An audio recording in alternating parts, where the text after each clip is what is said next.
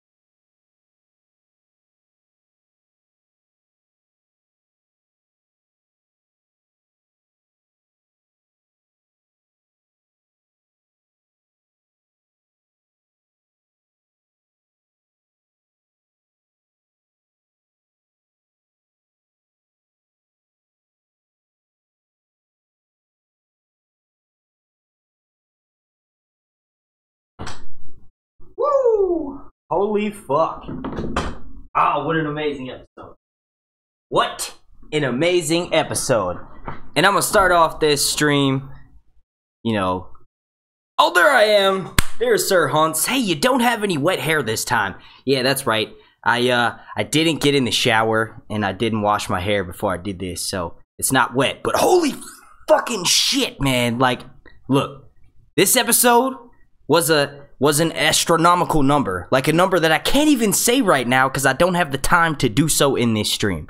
But I will say it was short and to the point. It's the shortest episode of this season, but it was like I just felt like I wasn't watching Game of Thrones. I felt like I was watching a cinematic movie that was like 5 years in the making. Okay, excuse me, 6 years in the making, 6+, because you know. But yeah, Jesus, that was insane. What do y'all rate? Everyone, type in the chat right now. Just type a number. Just type an insane number of what you rate this episode. Spoils of War, Game of Thrones season 7, episode 4. What do you rate it? I will say that I'm happy as shit right now, but I'm also sad because we are over halfway through this season. So that means we only have 3 episodes left. So that means that y'all are going to be presented with a long night. And when that long night happens, you'll need to be entertained. So you better go ahead and click that subscribe button so we can make sure that you guys are entertained throughout this long night. Also, I'm going to go ahead and ask for y'all to slap a like. I don't even know how many people are watching right now. Like, it's insane. It's insane. Like, this is nuts. This is blowing my fucking mind. All right, so we got 3 pages of notes we're going to get through, but they're light notes because I realized in the last stream I spent a little bit too much time reading my book here, and instead, you know, I should be focusing on the chat because you guys are the reason why I'm doing this. All right, so, holy shit, I'm seeing some 10s. Let me make the chat a little bit bigger so that way you guys can see it, and that way I can read it a little bit better. Oh, wrong thing. Here we go. Alright, how's that? Yeah, there we go. It's a little bit bigger. Alright, so I see infinity. 10. We got 9.5. Whoa, a 9.5, bro. Really? A 9.5. Ah, but yeah, no. Oh, Jesus Christ. This is insane. This is insane. Alright. So, yeah, let's talk about the goals. The goals for tonight would be to get to 15,100 subscribers. I was so entranced with this episode that I forgot to mention that we hit 15,000 subscribers here on YouTube. And I don't know if you guys remember, during that first breakdown, we were right about to hit 10K, or we were like about to. And now we're at 15,000, and this is like 3 weeks later. Fucking blows my mind. So I want to take some time before we start discussing this episode. And boy, do we have a shit ton to talk about. Don't worry, we're going to be rocking for like 2 hours. But yeah, I want to take some time to thank all of y'all, because without y'all, it wouldn't be fucking possible. You know, you guys are taking your time that you know, you could be anywhere else, but you're here with me. So let's go ahead and rock out this episode. Once again, thank you all so much. All right, so yeah. Let's see. Jaime pays Bronn a lumpy sum of gold. So I imagine that conversation went down. Bronn was like, all right, look, dude, I ain't finna march any further until you give me some fucking gold. And that's what happened. But if you notice, you know, flash forward a bit to the battle, the Field of Fire 2.0, Bronn's gold dropped. It was like one of the first things that happened. Oh, man. But yeah, so then we have Cersei meeting with Tycho Nestoris, which it is the same guy from the last few seasons, you know. He just shaved his beard. I guess I should have looked that up. A lot of people got pissed off at me because he's a pretty famous BBC actor. Like, he's on like Sherlock Holmes and maybe one of the seasons of Doctor Who's, one of the many iterations of Doctor Who. And you guys got mad at me for that, and my episode 3 breakdown. So I will go ahead and say that it's the same guy, and I apologize. You know what? Also, what is it? I wanted to say Cersei, but that's not it. Cersei and Missandei. How about that? Oh, fuck yeah! Slap a like on the video just because I said those names the right way, because everybody was tripping out. But I will say that George Martin says it as Cersei, so I am kind of saying it right. But yeah, so anyway. Alright, so then we have Qyburn. One of the things that Cersei mentions is the fact that Qyburn has recruited the Golden Company. And just a little like refresher course for anybody who's just like a show watcher, the Golden Company was founded by this Targaryen dude who was basically a bastard. He was like one of the last of the Blackfires. This was like one of the last Blackfire rebellions. He was exiled out of Westeros and went and founded this sellsword company called the Golden Company, and they are still in existence, although he died many years ago. And we have a lot of shit to talk about, so just keep it brief. Basically, this sellsword company has been brought back into the mix, and if I have some time, I'll refresh myself and then refresh you guys about, you know what, I'll probably do a video this week on who the Golden Company is. Oh, holy shit. Alright, so yeah. We got 900 people watching. God damn. All right, Rich Chatwell, bro. I need to make you a moderator. I forgot to do that last time. Let me find you. Where are you, Mr. Chatwell? Did you poop well? Where are you at, dude? I just saw you. Damn. All right, there you are. There you are. All right, click on his name. Damn, it disappeared so quick. All right. Alright, this is distracting. Rich Chatwell, where are you, dude? Can my moderators make other people mods? If you guys can make someone else a mod, make Rich Chatwell a mod. Rich, like, spam the chat real quick so I can see your name, so it pops up. Please.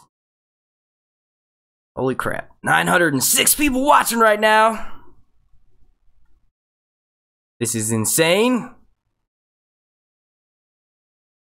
Rich, wait, 952 people watching right now. Jesus, we're about to hit 1,000.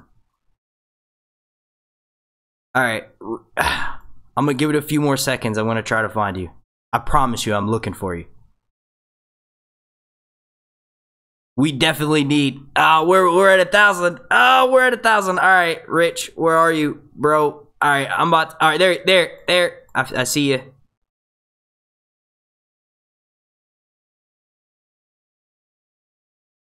Are you?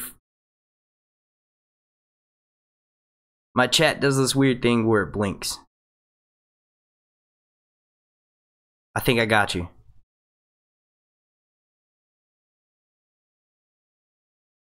Alright, gotcha. Bam! Bam! Alright, cool. Let's continue on. Oh my god. Oh my god. Alright, so then, you know, Cersei mentions that she's gonna have the Golden Company thanks to Qyburn. Then we cut to Winterfell, and Littlefinger is giving the Catspaw dagger to Bran. I think basically this dude's guilty conscience is eating at him. It's eating at him so much where he's like, hey, look, we got all these Stark members coming back.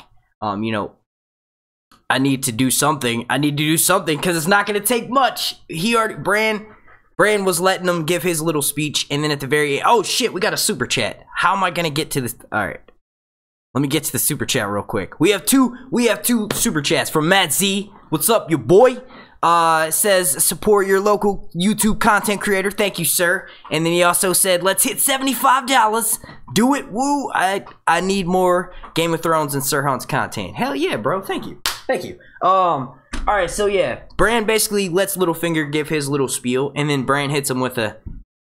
After Littlefinger mentions chaos, Bran says chaos is a ladder. So he's alluding to the fact that, hey, look, Bran does this with everyone. It's basically sort of like his I know what you did last summer routine. Like he's like, I know something, you know what I mean? And with Littlefinger, he wanted to make it seem as though he's like out of the loop, but then at the very end, his parting words to him are, you know, I know what you did last summer, or chaos is a ladder. And then, oh man.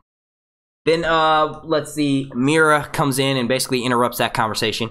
And I honestly think that Littlefinger was glad that it was ended there, because I'm sure Bran had something else to say. You know what I mean? And then, you know, Littlefinger backs out of the room. Then Meera comes in and she basically is telling Bran that she's leaving, and she wants Bran to say a little bit more than thank you. Like, I don't know what else Bran could have said. If he hadn't have explained in a little bit, if he hadn't have explained that he remembers being Bran, he's basically not the same person. He's Three-Eyed Raven, or Blood Raven as I like to call him. It's the same thing in the books.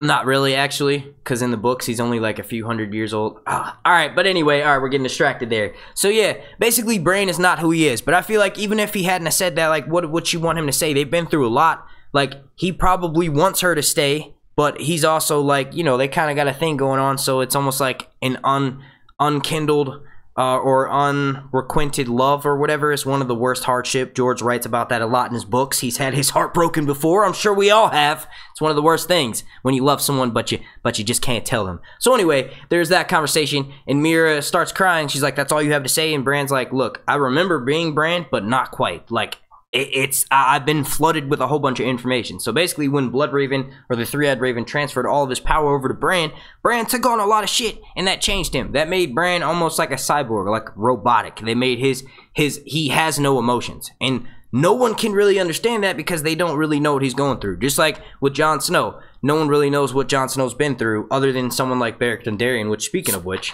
I do think the Brotherhood will be reaching Winterfell next episode. We didn't see them. I think the show has a history, or has a habit of showing you a character that you might be seeing more of later on in the season up first. That's why we saw the Brotherhood the first episode. Then after that conversation between Bran and Meera, we have Arya returning home. And the guards give her shit. These guards are idiots. And I will say that Arya immediately, like, ditches these dudes and goes down to the Crypts of Winterfell. And then the guards are shown telling Lady Stark that, you know, some kid was here. They think she's from Winterstown, which is like this little community right outside of Winterfell.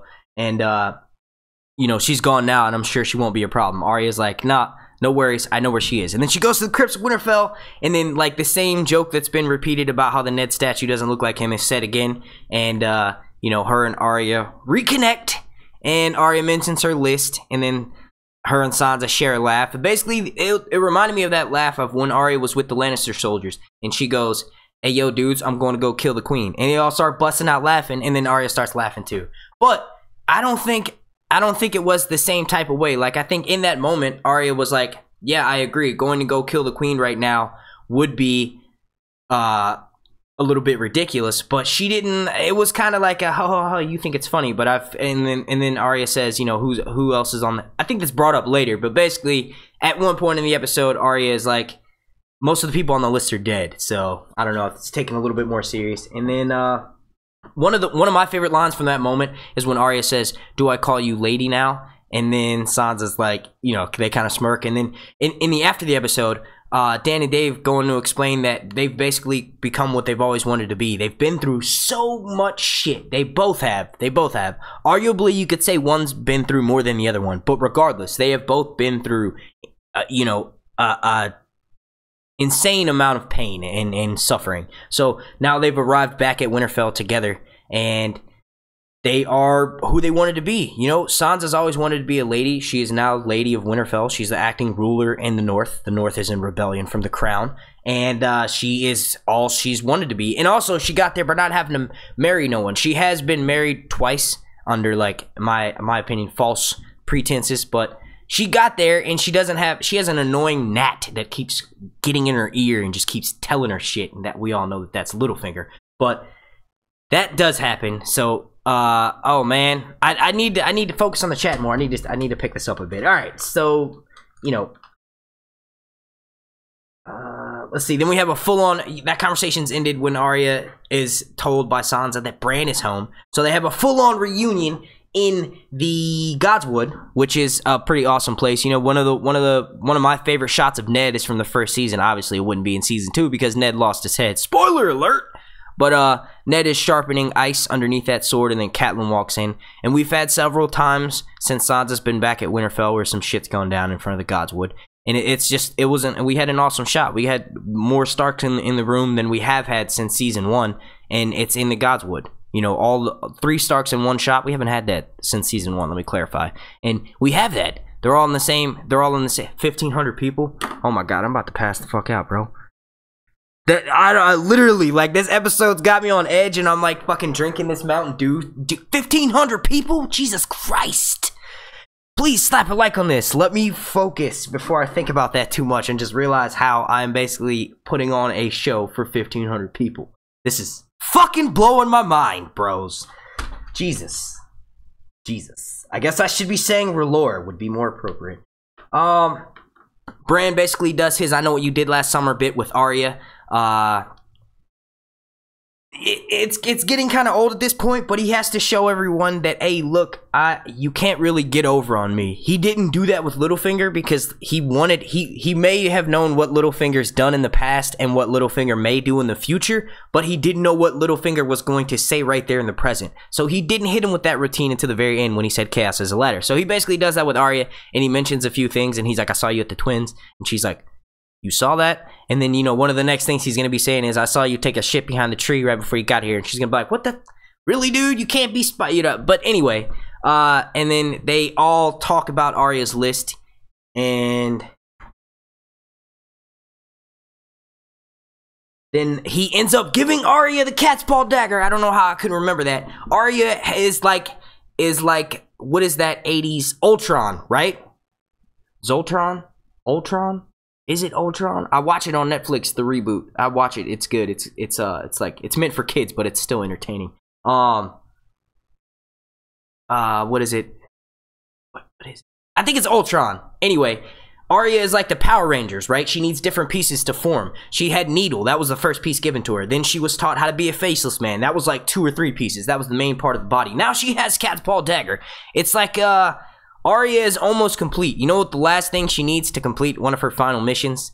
The face of Jaime Lannister. But, it's gonna be insane, dude. Like, Arya was basically given the Catspaw dagger by Bran. Sansa makes a good point in saying that, you know, Littlefinger doesn't do shit without wanting something in return. So the fact that Littlefinger gave Bran this Catspaw dagger and it's Valyrian steel and it's nice,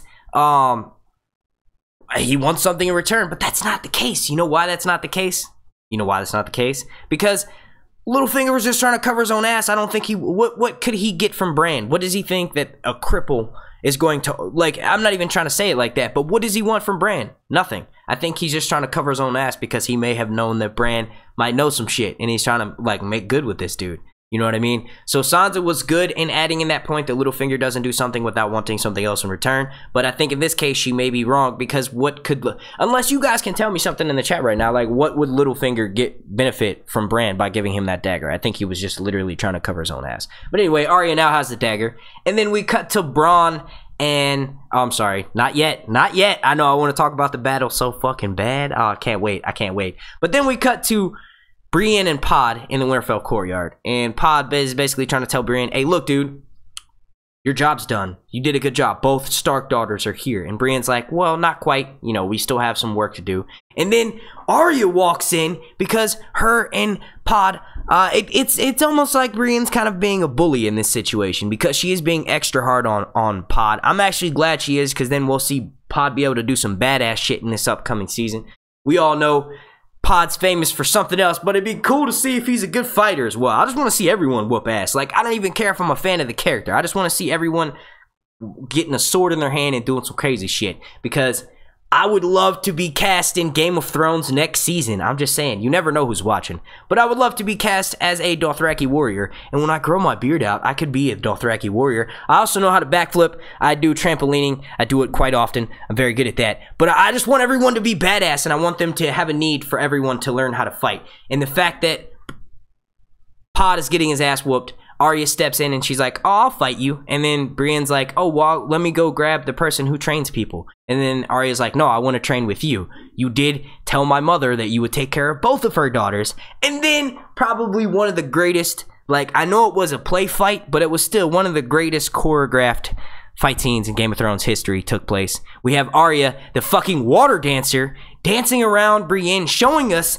the difference in fighting. We got to see the Dothraki, how they fight on open field. Then we got to see traditional Westerosi knights with the Lannisters and the Tarlys fighting together. We got to see that the Dothraki fighting style is far superior, far fucking superior to the Westerosi standard combat style of lance and shield, and I'm not really sure about the Roman terms for it, but I'm pretty sure that the Dothraki's form is fucking better. It's at over 9,000. And then we have, you know, Arya showing you the traditional hand-to-hand combat with her sword being too small. That line, I know I'm backtracking a bit here, but that line at the beginning where she's like, you can't use that sword, milady, and she's like, oh, I won't cut you, or basically for other words, it's like, I won't hurt you. It's almost like when a really good fighter decides to use their left hand as opposed to their right hand, or a really good fencer. She's like, and then Brienne's kind of caught off guard, but then we have them duking it out, and I was so excited in watching the scene that I can't really remember too much in particular. I'm just kidding. It was amazing. Arya basically goes to Brienne's neck in the first little round, and then she does like a crazy swift move where she's like, I used to be an airbender in a former life, and she basically spins around, and then she tacks on her neck, and then they go at it again. They go at it so much where Brienne ends up getting frustrated, and she gives a nice swift kick to Arya in the chest, and then Arya falls backwards because she just got kicked in the chest. But then she gets back up and she keeps fighting, and they basically end it with each other. They would have killed each other in that moment. Like, if they were for real fighting, it would have been a draw. I personally think that Arya would have had the upper hand because she is swift like a cat. And I know it's a little bit unbelievable for someone to believe that a girl the size of Arya could take on someone like Gwendolyn Christie's size. That's the actress who plays Brienne. And here's what I have to say to that. Arya has been training since season 1. Literally episode 3, Arya was fucking training. We have not seen her do it in every scene, but we are led to assume in season 4, when she's with Sandor, that she trains every morning. We see her training with the blade. We've seen her training with the blade for fucking 6 years now, so it is believable. It's believable to me. You know how? Go to YouTube and search the mountain fighting Conor McGregor. Conor McGregor rope-a-dopes this motherfucker to the point where the Mountain, who is literally double the height of this dude, like triple the weight, you would understand, like, you would think that the fucking Mountain, Bjorn Half-Thorson, as I think is his name, would be able to fucking wipe this dude out, but no, that's not the case. Conor McGregor tires his ass out. So, if we're talking Brienne being in a full suit of her helmet on, everything, even maybe a little bit stiffer than her normal armor that she has. So maybe she's wearing some thicker chainmail, and her what is this called? Her breastplate is like fully armed as well, so much to the point where she could barely move. She's fully fucking armored, right? And then you put Arya in. You know what? I would give Arya's wearing the Stark armor by the end of the episode, which is like that traditional leather shit. I'll just give her exactly what she has. Maybe she'll have a helmet. I don't know. I don't think she'll need it. But just imagine, she'll do the same. She'll tire her out, and then yes, it is believable. That didn't happen in this place, but you got to remember that I'm sure Brienne was just training with Pod, and they do train a lot. So we do have that. I see we just got a super chat. I need to get on these. Let me click on it. I actually can pull up the super chats that I might have missed. All right, so we had another super chat from Danny Jeter. That was for $1. There was no message with that. And then another one from Liv T for $2. Well, thank you all very much. We have 2,000 people watching right now. Holy fucking shiza. Please, can y'all slap a like on this video? Show me some support. It's free. But yeah, I think we are doing this damn thing. We have officially arrived. I am ecstatic right now. I feel like someone just handed me $1 million. And that's not the case, but it is for me because this is nuts. I've never grown this many subscribers. I've literally doubled the amount of, oh man, I don't want to sound like an ass. I'm not about to sit here and go through all that. But after that fight with Brienne and Arya, we cut to Dany and Missandei. Yeah, that's right. Not Missandei. Missandei. Basically, she's telling Daenerys that she lost her V card. She's concerned as to why they haven't heard back from the Unsullied yet. And because of that, Daenerys gets curious and she's like, why? What happened? And then she goes, lots of things, you know. So basically, she's telling her, hey, I lost my virginity. Jon then shows Daenerys the Children of the Forest and the First Men cave paintings. I honestly, like, my first thought when I first watched the episode, I was like, oh, okay, that's interesting. Now, second watch, I'm like, dude, this is crucial. This is almost as important as Jon Snow getting a White Walker or a White and physically bringing them down to show everyone, like, look, you see this dead zombie motherfucker? This is what we should be focusing on. Not like who's the leader now. It's almost like when Jon said they're kids and they're all kids playing in a game. I took that as, it's okay. Well, you know, when you're kids, when you have siblings, you'll play like school and one of y'all will be the teacher and the other one will be the students. It's almost like that. Like, Cersei is like, okay, I'm the teacher now. Like, mommy and daddy are gone. Like, literally, all of their parents have died. Jon and Daenerys' mom died in childbirth. You know, Cersei lost her father recently, so all of these leading role characters, they don't have any guidance from their parents, and they're supposed to be a lot younger than some of, you know, it's just like literally like how Jon had said. It's like, okay, Cersei's the teacher now. But anyway, that cave painting, shout out to, oh man, I just saw it. Shout out to the Bio Explorer. Thank you for that super chat. It says, you are trending on YouTube Live. Holy shit. Oh my god. Oh, I just did the Home Alone. I just smacked myself in the face. Oh my gosh. This is amazing. Alright, so anyway, what the fuck was I just talking about? This is crazy. This is insane. Okay, so yes, this crucial cave painting on the wall, right? Okay. It should be, I feel like, you know, we do know that in the back history, like in books like A World of Ice and Fire, which you should go check that out. You should go check out, oh, they have a channel here on YouTube, and I can't think of, Elio and Linda, go look, they wrote this book with George, right? And in this book, they explain that back in the First Men, most of the recorded history from the First Men, most of their history is kept in runes, and those runes are lost in translation. For some of them, we don't know how to translate it because it's basically like told like almost like old wives' tales or folk tales they used to get, like the Anasazi stories. They were told over time, and then, like, you know, a little bit gets changed. So that's basically the history of the First Men. That's one of those things where it's like, you know, I guess they are known to leave like shit like that, but I feel like, you know, they were harvesting trees. They probably knew it should be just somewhere else. Like, there should be signs outside the cave like, hey, look, you guys need to look in here. It should be, maybe we'll find out that it is in other places. I guess I'm focusing on that too much. But basically, on the wall, it shows, Jon Snow shows Daenerys, he said, I wanted to show you this before we start mining. Is basically, he's about to get in there and start mining a shit ton of dragon glass so he can start forging these dragon glass weapons, which are obsidian weapons. So before he does that, he tells Daenerys, you know, like, look, this are the children of the forest. These are the First Men. They work together to fight. And then you see the drawings or the etchings of the White Walkers.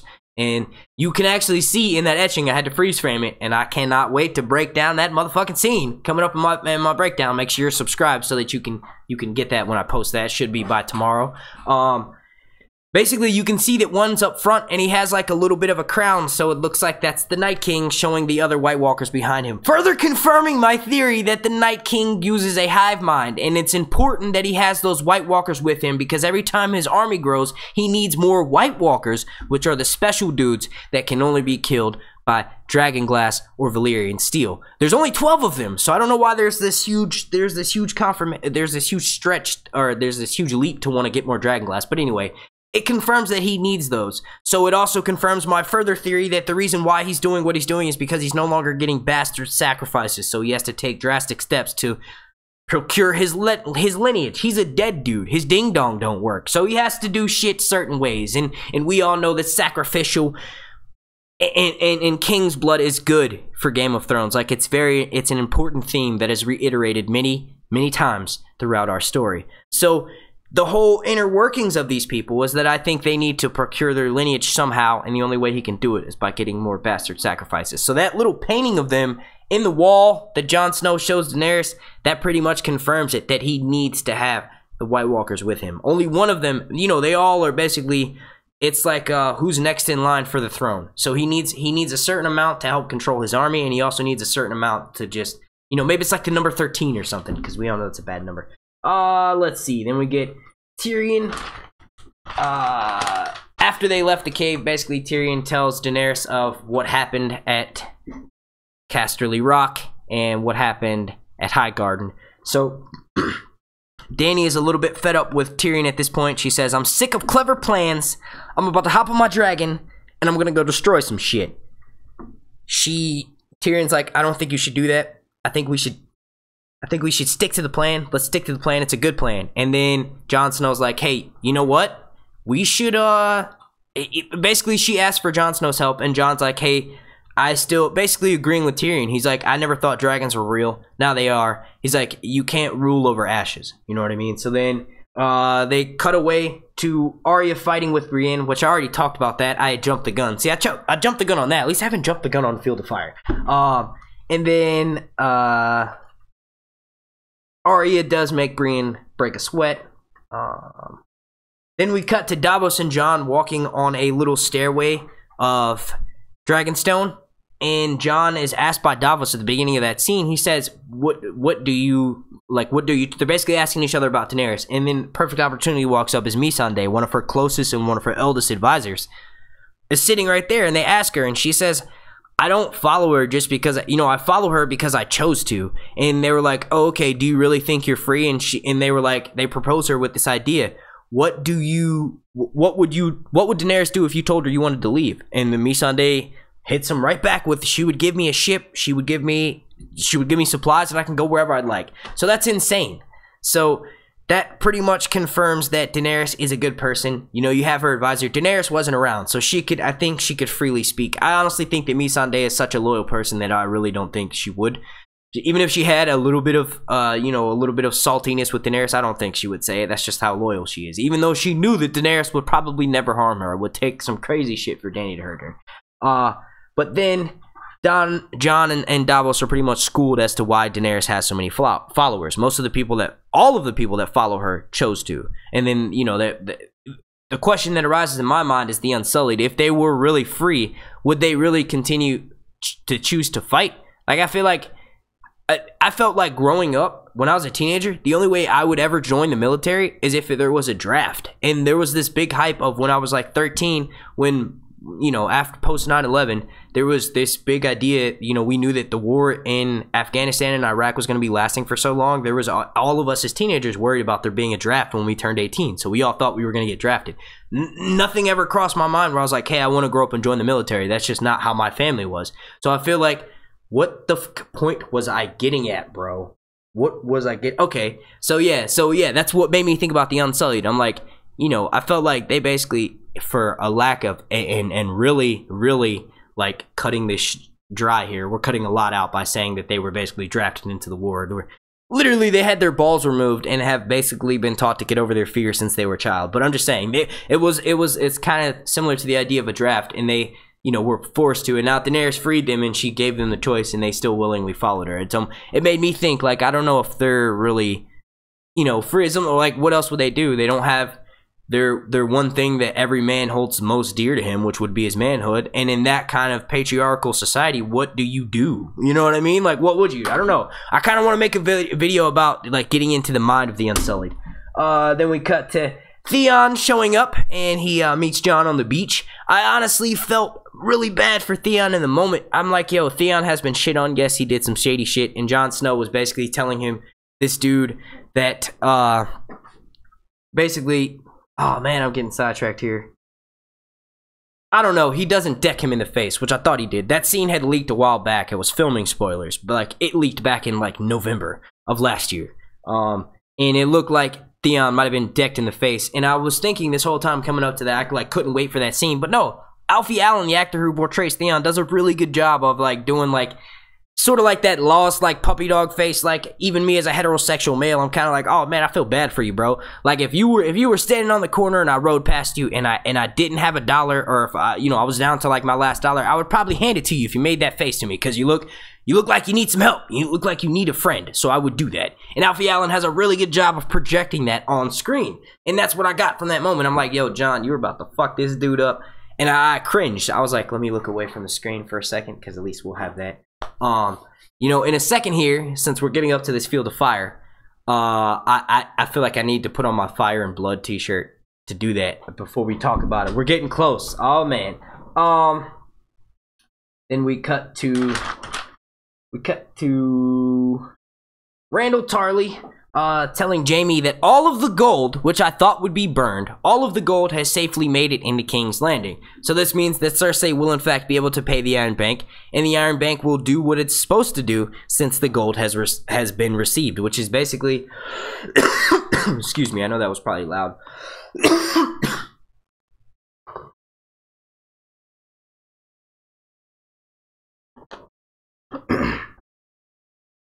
Alright, so yeah, so basically it's confirmed that all the gold had made it safely right before Daenerys shows up, and I can't wait to talk about this. I can't wait to get interactive. I want to know y'all's thoughts on the battle. Like, there's been some crazy, insane battle scenes in Game of Thrones, and it's almost like, excuse me, I gotta spit for a second. I know this is fucking gross.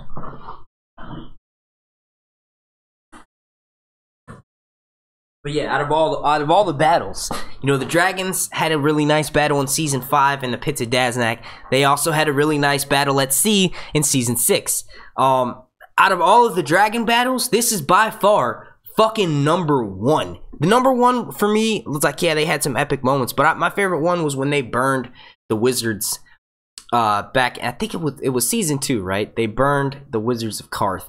Like, basically, you know, they were babies. I just thoroughly enjoyed that moment because I was like, okay, these dragons, they aren't just going to be, like, stunted and her pets this whole time. They are going to eventually destroy some shit. And that's what they did. But this moment blows that out of the motherfucking water. And let me make sure I'm not skipping anything important. No, I'm not. So, yeah, after Randall Tarly tells Jaime Lannister that the gold has safely been made through the gates of King's Landing, he follows up with, you know, I can't remember exactly what it was, but he basically says, we need to get the last of this shit across the Blackwater Bay. And then he asks Jaime, he says, hey, do you want me to flog the last people that are scraggling? It'll probably make the other ones work harder. And Jaime's like, perhaps we should just do with a warning first. Which shows you that Jaime is still a good dude. But listen, a good dude does not necessarily, I don't know, it doesn't necessarily mean he has a moment coming up that we would talk about in a second where I wanted to bitch smack this motherfucker. Also, Bronn, you got took off my top 5 favorite characters, bro. What the fuck you doing? Like, shit got real. Like, I felt bad for both sides of the battle, but when he shot that fucking bolt at Drogon, I wanted to literally jump into my screen and be like, yo, what the fuck is wrong with you, bro? Why don't you go save the bad Posey and get the fuck off the show? Like, I don't ever want to see that dude again, bro. Like, look, cut to, I know he saved Jaime. He jumped in front. I think it was Bronn. I'm like 100% sure it was Bronn. But when he did that, I was like, I hope you drowned, you motherfucker. You almost shot my goddamn wife with a fucking bolt. There's no coming back from that. And you know what? Hey, yo, we'll skip a little bit ahead too. Hey, Jaime, fuck you, bro. Because you tried to run at everyone. I think, you know, the assholes that tried to spoil episode 4 before I broke down and watched it, they kept saying like, oh, Jaime charges fucking Drogon with a spear. That was like in the plot leak. No, Jaime was charging Daenerys. Jaime was charging at Daenerys. So that's also why Jaime is like, dude, like I'm so conflicted with Jaime. It's easier for me to be like, hey, Bronn, fuck you, bro. Bronn, get the fuck off my top 5 list. Get the fuck. I don't want to see you again. Get the fuck off the screen. I'd be happy if I got to see you save the bad Posey, because Tyene, I felt like she's like the most tolerable sand snake. But yo, Bronn, fuck you, dude. Like, I felt bad for you when the Dothraki was chasing you down. I'm like, yo, this is like an 80s horror movie kind of thing. It's almost like that Dothraki dude is fucking Jason. And you can run, but you can't hide. You know what I'm saying? On some type shit. He chopped Bronn's horse's leg off. That was so real. I hope they didn't, like, actually amputate a horse's leg. No, I'm just kidding. We all know that no animals were likely harmed in the making. But they do freak out the horses. And the horses do, like, faint and shit. I don't know. I saw a video on YouTube where someone had made a horse faint, and I was like, oh, that's crazy. They actually do that. But yeah, so, yeah, I felt bad for you, Bronn. But honestly, after you hopped on that fucking scorpion, I could care less what happens to you. I honestly want you to drown. I almost want Jaime to be saved, which we know Jaime will be saved, but Bronn, bro, if you somehow got badly burned, which I have to also go back and relook to see if Bronn was like, had burns all over his face. It could be possible. It could be a way to send Bronn off. It's basically he's saved from the water, but he's got burns all over him, and then we see him in episode 5 or whatever, and he's like about to die, and he tells Jaime, save the bad Posey for me. Take her and go live in the bad Posey land. Oh man, like, fuck you, Bronn. Like, bro, I need to clear out my thoughts. But Bronn, you're kind of a dick, bro. Alright, so look, we're wrapping up my thoughts on the battle, so we're going to be hopping into the chat, and as of which we have 2,169 people watching right now. I don't even know how many likes there are, but can we shoot for like 420 likes, yo? Like, can we just get like 420 likes, and then if we hit that goal, I'll raise it to 1,000 the hell, 1,000 likes. All right, so yes, back into the battle. Daenerys, I have a few concerns with your fire happiness. I will talk about the scorpion bolt and with Drogon in a bit, and I do think that that could potentially mean something in the future. I think, okay, I'm just going to say it now before I forget to bring it back up. I think that with Drogon being shot in the shoulder with that scorpion bolt, he may be taken out of play for the next battle. The next time Daenerys needs to use her dragons, Drogon might not be in the battle. I don't know. I think he will, obviously, but she may try to let him heal. So maybe we'll get to see Viserion and Rhaegal perhaps giving a chance for Lord Jon Snow and Lord Tyrion Lannister to hop onto the backs of the dragon and then you know, do the damn thing. But I honestly think that Drogon could potentially be taken out of play for at least one more battle. I think there's going to be a battle every episode left this season. We have 3 episodes left. Usually episode 6 is equivalent to episode 9. Episode 9 is usually where the shit pops off. Last season we had the Sept of Baelor blowing up. Arguably, you know, the Battle of the Bastards in episode 8 was the hot moment of the season. But I honestly think Jon Snow coming back to life was the best moment of that season. You know, I think we will get a battle every episode. What was I about to say? Oh yeah, so Daenerys, what worries me, she burned so much shit. She burned a lot of the food, and she had just said they're about to be starving. I think that's going to be brought up as like a potential sneaking up behind you and then fucking almost killing, like wiping out another half of her forces before she finally gets to go fight the White Walkers. You burned all the food. That was like the last shit. They're so stupid. The Lannisters worried about fucking the gold and shit. Jaime was like, oh, we gotta make sure we get the gold back there first. So yeah, the gold is safe, but all that food has not made it to King's Landing yet. And you also hear Sansa in the episode talking with Peter about how she was literally about to say that if that person or that group, that house, if they didn't bring enough food, then that's what they're going to be limited to when they get here. If they can't send more than that, she was about to say we can't afford to give them our own food stash. So food is like, it's like they're sneaking up behind us with a knife with it. It's going to stab her in the back just after she loses the next battle, and maybe one of her children. I don't even want to think about that because I was fucking about to lose my mind because it was so close. It's like they fucked with us. I was like, yo, did he just get hit in the head? Did he just get hit in the jaw? Either in that whole area is like sensitive. That's where he makes the fire. If he got hit in the mouth or something, he might not be able to blow the fire. Like, dude, what the fuck? So, I don't know. But yeah, I think that's gonna fuck her over. She burned all the food. People are gonna starve. Lots of people are gonna starve.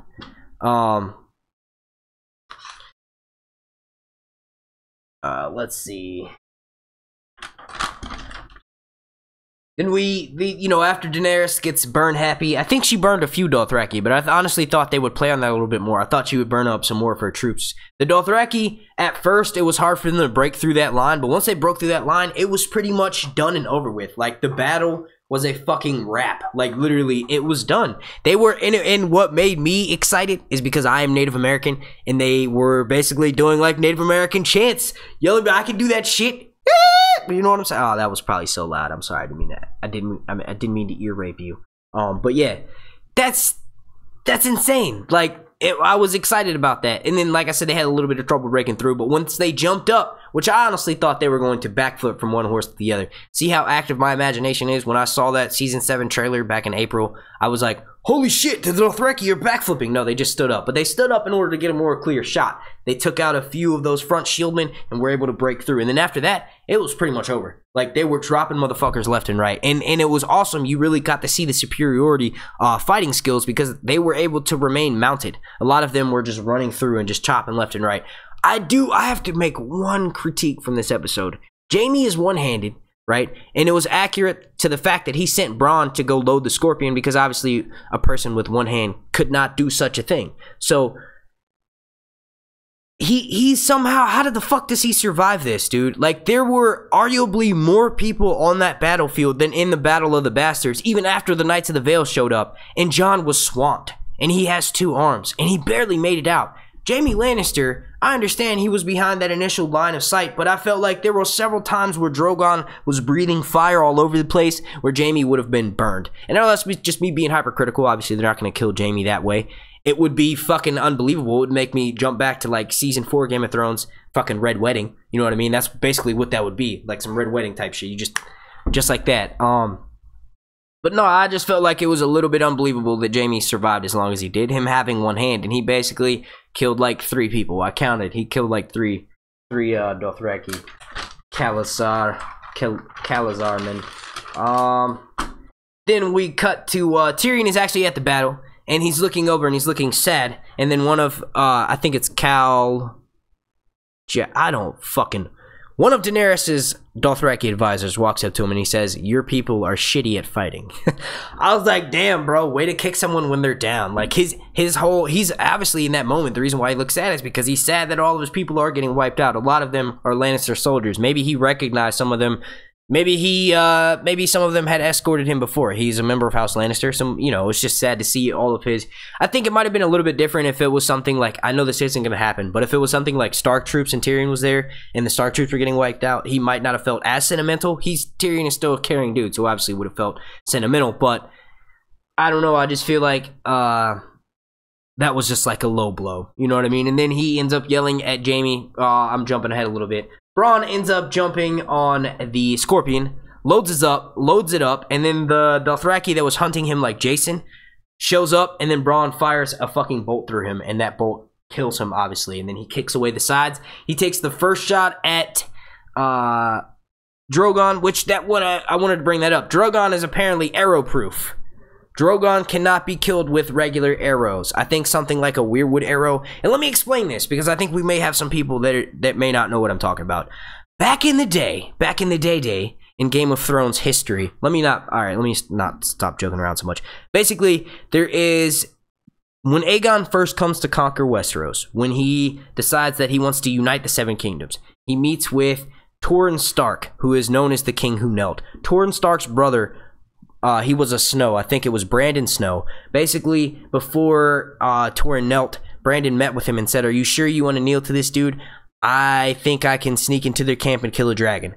And Torrhen obviously told his brother, "No, that's not what I want to do," because he ultimately ended up kneeling. There's a point in the books where Brandon's having a vision of someone dressed in like northern garb, basically sitting in the Godswood, making a weirwood arrow. So there's this big conspiracy about that you can use a weirwood arrow to kill a dragon. There's definitely magical properties to weirwoods. Weirwoods, I believe they were built into the foundation of the wall, and they hold up the base of it. And in those weirwood trees, you have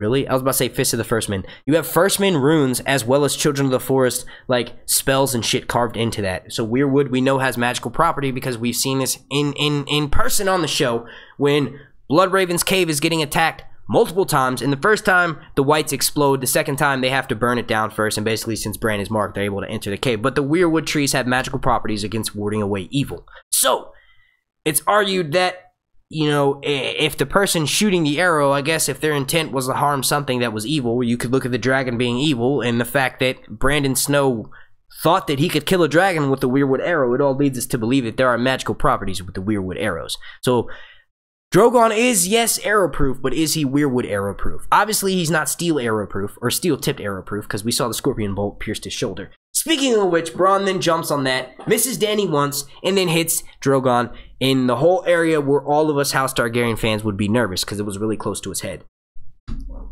Fuck you, Bronn! I'll go back to saying what I was saying before. You've been removed from my top 5 favorite characters, bro. Fuck you, dude. Like I said, I felt sorry for you when the Dothraki bro was hunting you down, but not anymore. You pretty much fucked yourself over. So in that moment, Drogon's wounded. Daenerys, I thought, was going to come crashing to the ground, but she didn't. She's able to land safely, and Drogon's pretty much going to be at that point where he was like in the pits of Meereen, and I think people are about to start coming up and stabbing him with spears and shooting arrows at him and shit, which it could be possible to kill him. Jaime decides that he's going to grab a spear and charge for Daenerys, because Daenerys has decided to hop off Drogon and pull the scorpion bolt out of Drogon's shoulder. So a lot of people thought he might have been charging for Drogon. No, he was charging for Daenerys. Drogon, of course, gets wind of this, opens his mouth, and opens flame at Jaime fucking Lannister. At that moment, when he was about to die, I was like, oh, okay. Damn, bro. Jaime's gonna die. Jaime might die right now. Nope. Your boy Bronn, which, like I said, I need to rewatch. Your boy Bronn jumps up and saves Jaime's life, which it's questionable because he keeps giving him, it's not really questionable. He talks shit about him a lot, but he ultimately cares about him. You know what I mean? Like, he'll give him shit where Jaime was like, go jump on the scorpion bolt. And Bronn was like, you go do it yourself. And he's like, I can't. I only got one hand. You know, Bronn gives him shit, but I think ultimately he would risk his life for him, which is what he did. And I think Bronn may have been burned. The actor who plays Bronn and the actor who plays Cersei, they don't get along. So with everyone who's on screen, their status has been pretty much up to main character. Maybe they wanted a way to end him. You know, he's been on the show for the majority of the show's run, since season 2, since he saved Tyrion Lannister's life in the Vale when Tyrion was given a trial by combat by Lysa Arryn, who I met at a party, which leads me to introduce another shout out, not introduce, but I want to give a shout out to Con of Thrones. It was in Nashville, Tennessee, 2017. I got to meet lots of other YouTubers. I got to meet some celebrities. I got to meet the actor who played young Hodor. I got to meet the sound designer for Game of Thrones, Paula Fairfield. Go to Con of Thrones on Twitter, and then go and subscribe and sign up for their email alerts so that way you can be alerted and you'll find out when the next Con of Thrones is in 2018. It was a fucking blast. It was amazing. I was a panelist on it, and it was an amazing time. I also have a few of those panels linked down below in the description if you want to go check that out. But yes, so yeah, Bronn, I think your time is up, and I think that way that we might be getting at this next episode is Bronn having been severely burned. I'm not really sure. I have to, like I said, I have to go back and rewatch, but I'm pretty sure that was Bronn who jumped up and saved Jaime. And holy shit, we have 2,250 people watching right now, and we just got a super chat from Lisa. Thank you, Lisa. And we also got another super chat. I believe I missed this one as well from the Bio Explorer. Nope, I got that. I caught that one. All right, cool. Awesome. All right, so now I have ran through my notes. All right, I ran through my notes like I was running the train. Did I really just say that out loud? So now, what I'm going to do with you lovely fucking 2,250 people, let's talk. Let's talk. Out of all the dragon scenes that we've had, what was your favorite? Do you agree with me that this dragon battle scene was the greatest of all of them? Or do you still think that, you know, them burning Pyat Pri, the wizards, we'll just call them the wizards, the nightshade drinking wizards back in season 2 when Daenerys was in Koth, or Kuath, or whatever. She was basically chilling with Xaro Jon Daxos, and in that chilling with Xaro Jon Daxos, she was set up, and the Pyat Pri went and stole all her dragons, and then Daenerys was trapped in the Tower of the Undying, and she had a vision of her walking into oh, this vision is going to be coming back up. She was walking into the gates of she was walking into the throne room, the Red Keep, okay? And it was basically, most people take it as snow falling down. I take it as ashes, and it's been burned. That's why there's holes in the ceiling. It's been burned, and those are ashes falling down. Basically, during that scene, she has to escape, and she says Dracarys, and then they burn the wizards, and she's able to escape. And then we're giving a callback to that when she says, "Oh man, I cannot wait." God, my brain is like murking itself right now. I wish I could screen cap what my brain is thinking. So when I'm making theory videos later on this week, which you guys should make sure you're subscribed for, so that you can watch those theory videos. I wish I could screen cap my brain because I got a lot of shit going on right now. But I honestly want to know what y'all think. Was this the greatest dragon moment of the episode? I missed several super chats. All right, so we have a super chat from Matt Z. Thank you, brother. He's the MVP tonight so far as well. I said, did you watch the episode 5 preview? Yes, I did. And I want to save my thoughts on that for one of the very last things that we talk about in this. Reason being is because it's going to sidetrack me, and then I'll have to stay away from the chat a little bit more. But yes, I have seen it. Thank you for the $5 as well, Mr. Matt Z. Then we have another one from the Bio Explorer. Thank you, ma'am. She says, but they burned all the food. Bad. Hell yeah, they did. I think that's going to be coming back to bite Daenerys in the ass very quickly. The reason being is because it just, I don't know, she was going burn happy. I don't think she realized that she was burning the food. No, I think she did. I just think she didn't give a shit. But she may not have realized that she was burning most of the food. Like, she probably thought that she might have been burning battle supplies. Like, perhaps ways to set up, to lay trenches and you know, pikes and spikes and shit like that, and just like extra armor, backup armor and stuff, swords, arrows, all that stuff. She might have thought she was just burning that, but that will definitely be biting her in the ass. All right, so let me pull up the actual chat and let's see what you guys are talking about. All right, so let's see.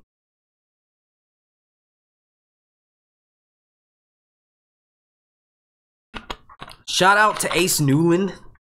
Shout out to Peter Romero. Shout out to Smokeahanas. I don't know if you're here. Shout out to the Bio Explorer. Shout out to all my mods, and shout out to everybody watching right now.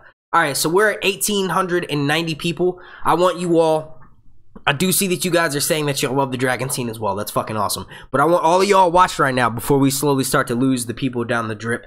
I want you all to tell me where the hell you're from. Tell me where you're watching me from. I've never had this many people ever watching me on this channel right now, so I want to know how global we are in this motherfucker. How far is my reach spanning? How many people's minds am I influencing right now? You guys need to feed that to me, because I'm like one of those aliens from Futurama where when I know that people are connected with me, my ego grows. And don't you guys want my ego to grow so big that my hair just fucking I'm just excited right now. I want you all to start asking questions also. After everyone tells me where you're at and where you're watching me from and where you're joining me, where your corner of the world is, after we do that, I want y'all to start loading me up with the questions. All right, so let's see. I see you guys are already typing away. All right, let's get this out. I need to pull my phone up for this, cause yeah, that happened. Let's see. Shit. Where? Okay, YouTube. All right, we're pulling up the YouTube app.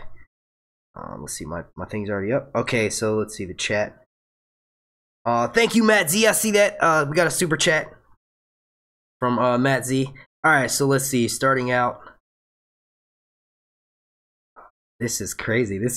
We are fucking global. Alright, so let's see. England, Pennsylvania, India, Montreal, North Carolina, Athens, Germany, San Juan, Texas, Washington, D.C., just Texas, Miami, Florida, Wisconsin, Illinois, Seattle, Rochester, Melbourne, Australia, Texas, Houston, Texas. I like that. You put that like Bond, James Bond. Jamaica, Pandi Ire Green.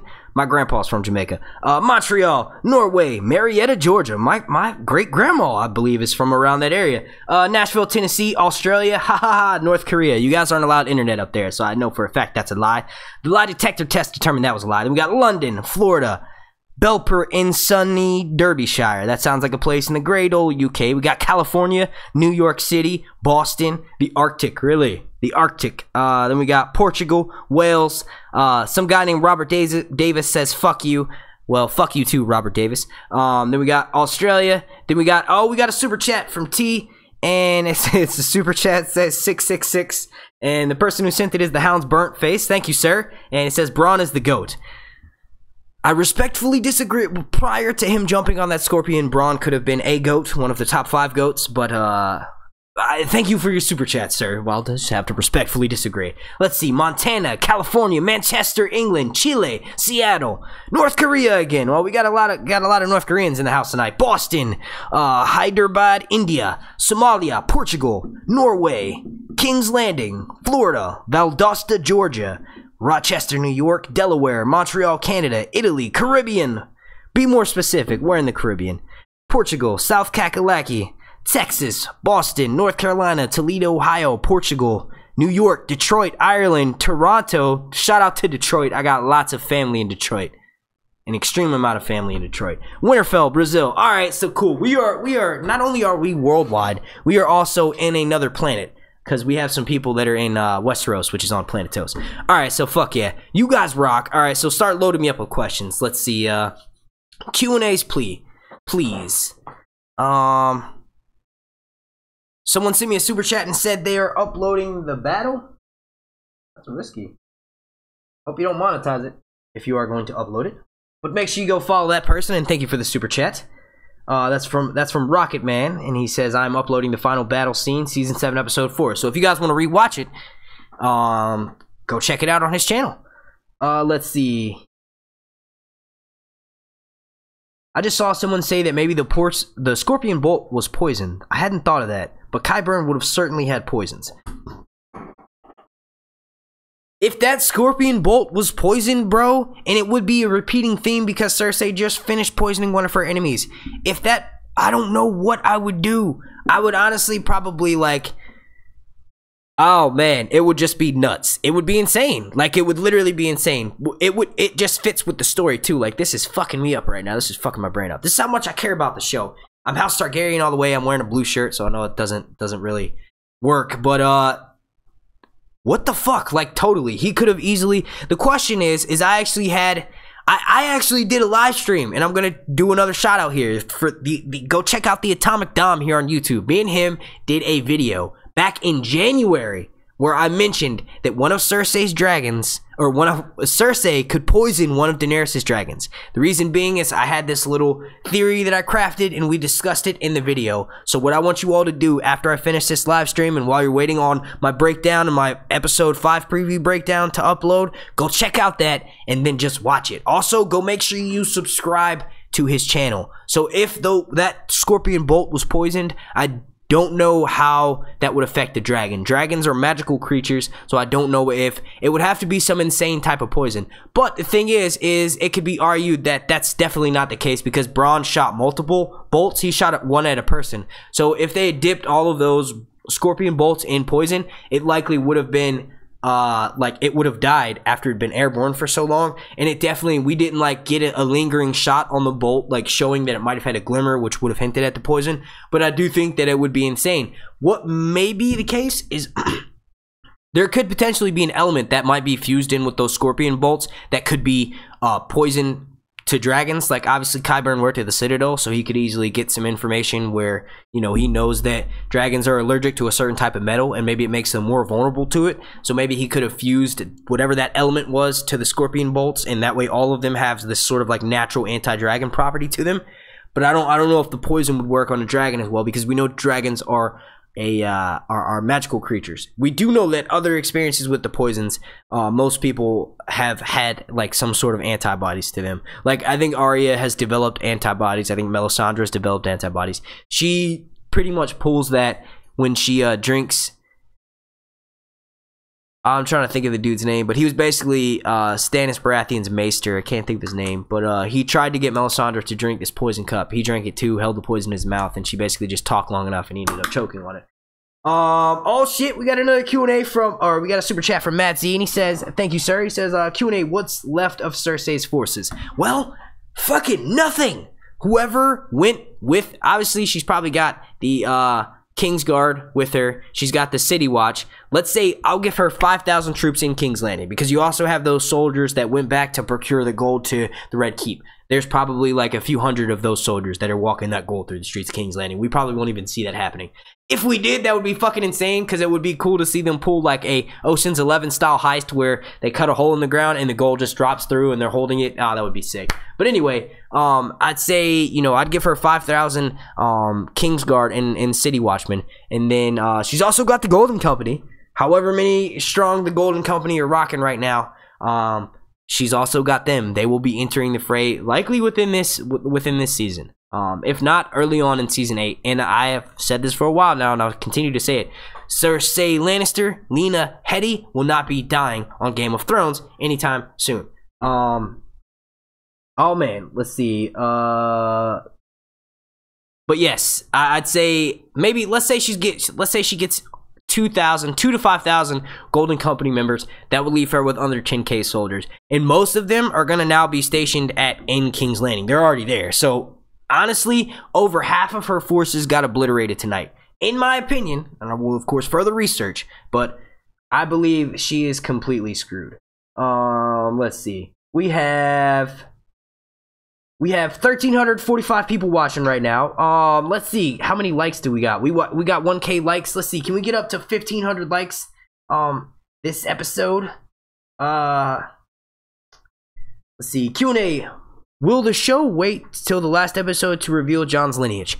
I'm actually more curious about this now more than ever, because the boy Jon Snow basically did the equivalent of the old, where you know, like when you're a teenager and you're dating your girl. And I'm not saying I was a shy dude when I was a teenager, but I used to be. When I would get around a girl that I thought was very attractive, and still to this day, I get mad awkward. I get awkward as fuck.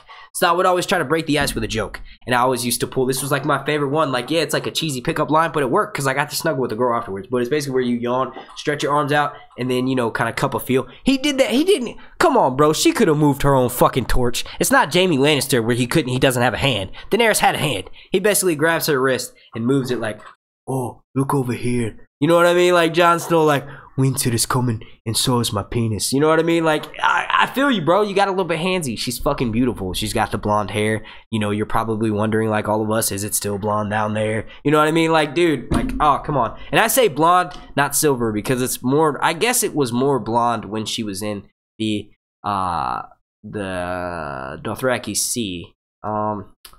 I don't know. I guess she's got more soap in Dragonstone.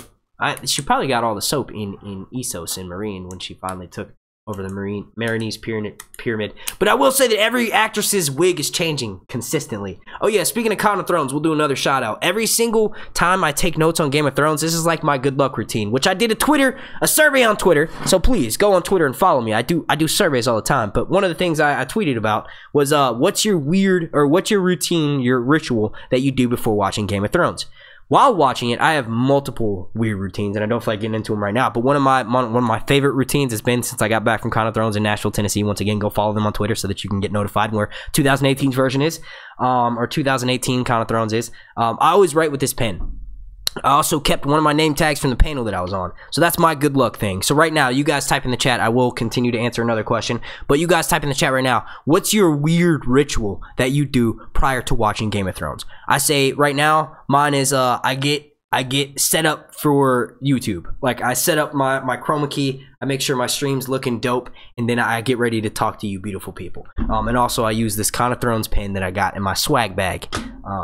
To write my notes down. Let's see. Q&A. Okay, so will they wait till last episode to reveal Jon's lineage? How the fuck did I forget to answer that? Basically, I don't think that it will change Jon Snow in any kind of way, but I do think that with Bran being at Winterfell, Jon Snow will likely...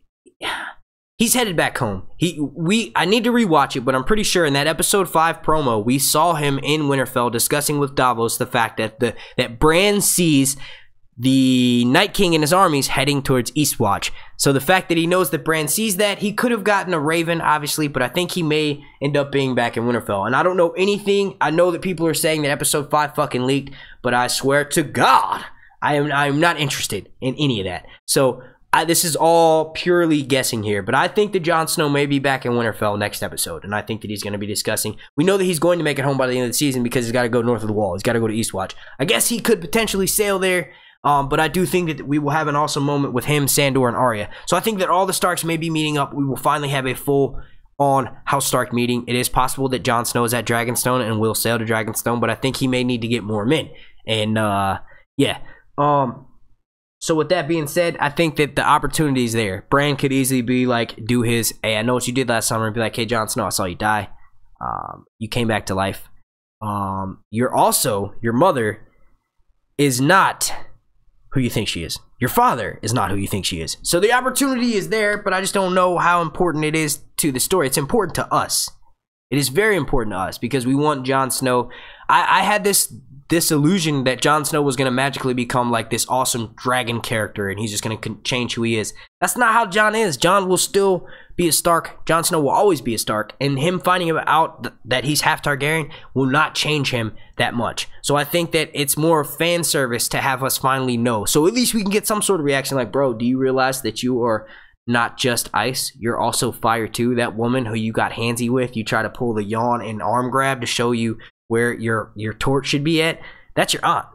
You know, I want to see that reaction. He's gonna be like, you know what I mean? I don't know. I don't think he will though, because Starks marry cousins, Lannisters marry cousins. The Targaryens are known to have sister wives, and the Targaryens are one that are giving shit. I don't even want to throw no shade, but people that are less experienced and less knowledgeable about Game of Thrones, they always point to Targaryens being incestuous.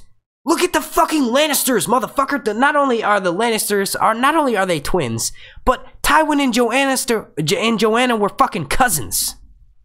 Come on. Why are the Targaryens giving so much shit about that? Like, obviously, it was a little bit different. It was like, there was a tradition to take 2 sister wives. Like, obviously, yeah, it's a little bit weird, but it's all weird. And you can't compare it to medieval times. You can't say, oh, it's the medieval days. They didn't know any better. No, it's not. How do you know it's not 2017 in Westeros right now? And we are literally watching this as it happens. Like, it's the fucking Westerosi version of Big Brother. Like, this is literally live. This is reality TV just from another planet. Speaking of which, Rick and Morty shout out. Rick and Morty in the last episode, not the one that comes on tonight, but the last episode, they were, had alternate reality TV. probably one of the greatest fucking things ever. It was just like they were flipping through the channels and it was like different versions of TV. It was awesome. But yeah, so another Q&A. Let's see.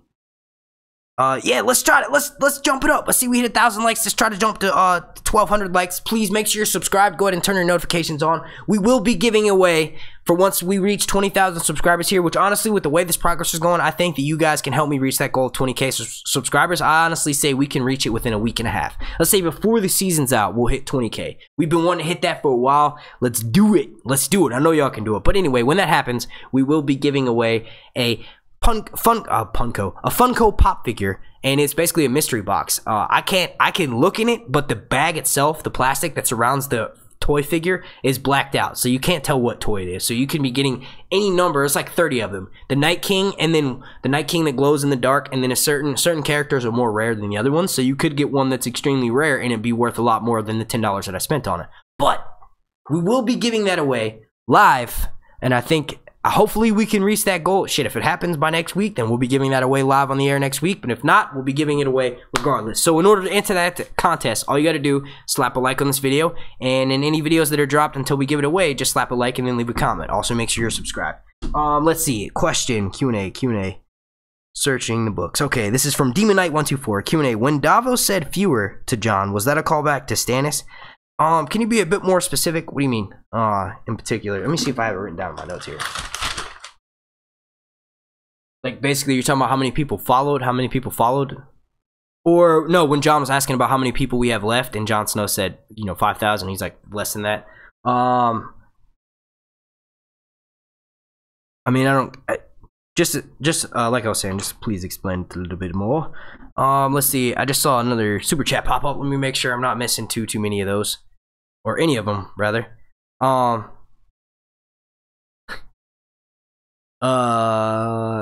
Let's see. We have Darth Becca. Thank you, and she says, "I choked on soda when I said winter's coming, and so am I." I'm glad I made you laugh. My job is complete. Thank you for laughing. I'm glad you enjoyed that. Then we got another one from Dr. Schockenberg, and thank you, Mr. or Mrs. And he or she says, which is more likely, Cersei killing a dragon or the Night King turning a dragon for his army? Well, thank you for the super chat. You saw how sad I got when you said that. Why do people want to do you really want to see a dragon die? It's going to be so sad. You thought it was sad last year when we saw Hodor being stabbed through the... It's like humans care more about animals in the film. Like, one of the worst parts of... God, what is that? That recent Keanu Reeves movie where he's basically playing like the spy. One of the worst parts of that movie is when his dog dies. Like, humans, it's just... We're sympathetic by nature more so to animals. You imagine how tragic it would be to see a dragon die? What if they do like a montage clip to when they show them back when they were babies? And you see the baby dragon and you see it go down. I do think that it's possible for the Night King. The Night King is in the running for killing a dragon. I think Cersei's chance would have been proven if that Scorpion bolt was a little bit more accurate. Or possibly if it had somewhat of a semi-automatic fire where maybe you could load up 2 of them at once and then you have 2 shots to go. I know that it works with tension and force being pulled back. I own a crossbow myself, but I'm saying Cersei kind of had her chance tonight, even though it was acting through Bronn, and she fucked that up. So I do think that the Night King is in the lead to do actual damage to the dragons. I don't think that it's poisoned. I do think that it's possible for some sort of element to be fused to that Scorpion bolt, and that could be affecting that could affect Drogon. Like, there could be some sort of anti-dragon property to that metal that she uses. I think I just missed a... yeah, we got another super chat from Matt Z, MVP of the night. He says it's 11/11, same as my birthday. Here's $2. Thanks, bro. Thank you. That's awesome. Hell yeah, we've been streaming for like an hour and 15 minutes tonight. Or we've been streaming for like an hour and 15 minutes so far. Okay, let's see. Q&A. Is it Three-Eyed Raven's visions only on Westeros land of the children and the Force?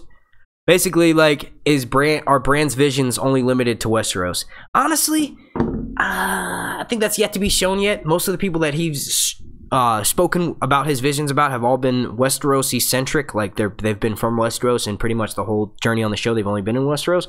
I do think it would be interesting to see if Bran meets Daenerys coming up by the end of the season. If he says, I saw you at the House of the Undying, I saw you walk through that pyre, then that will confirm. We do know that he was shown it. Hold up. Nah, yeah, he can. It's not limited to just Westeros. He can see in Essos, because in Bran's visions, last season. Oh yeah, y'all are like, damn, this dude Mark be doing his homework. Fuck yeah, I always do my homework. Make sure you're subscribed, slap a like on this video, and please let's try to reach the like goal of, like, let's say 1,300. Can we hit 1,300 likes? But yeah, no, basically Bran is given like a lot of information at once, and we're getting all the flashbacks. Like the very first time he touches the weirwood tree after he escapes the Whites, he's right outside Castle Black.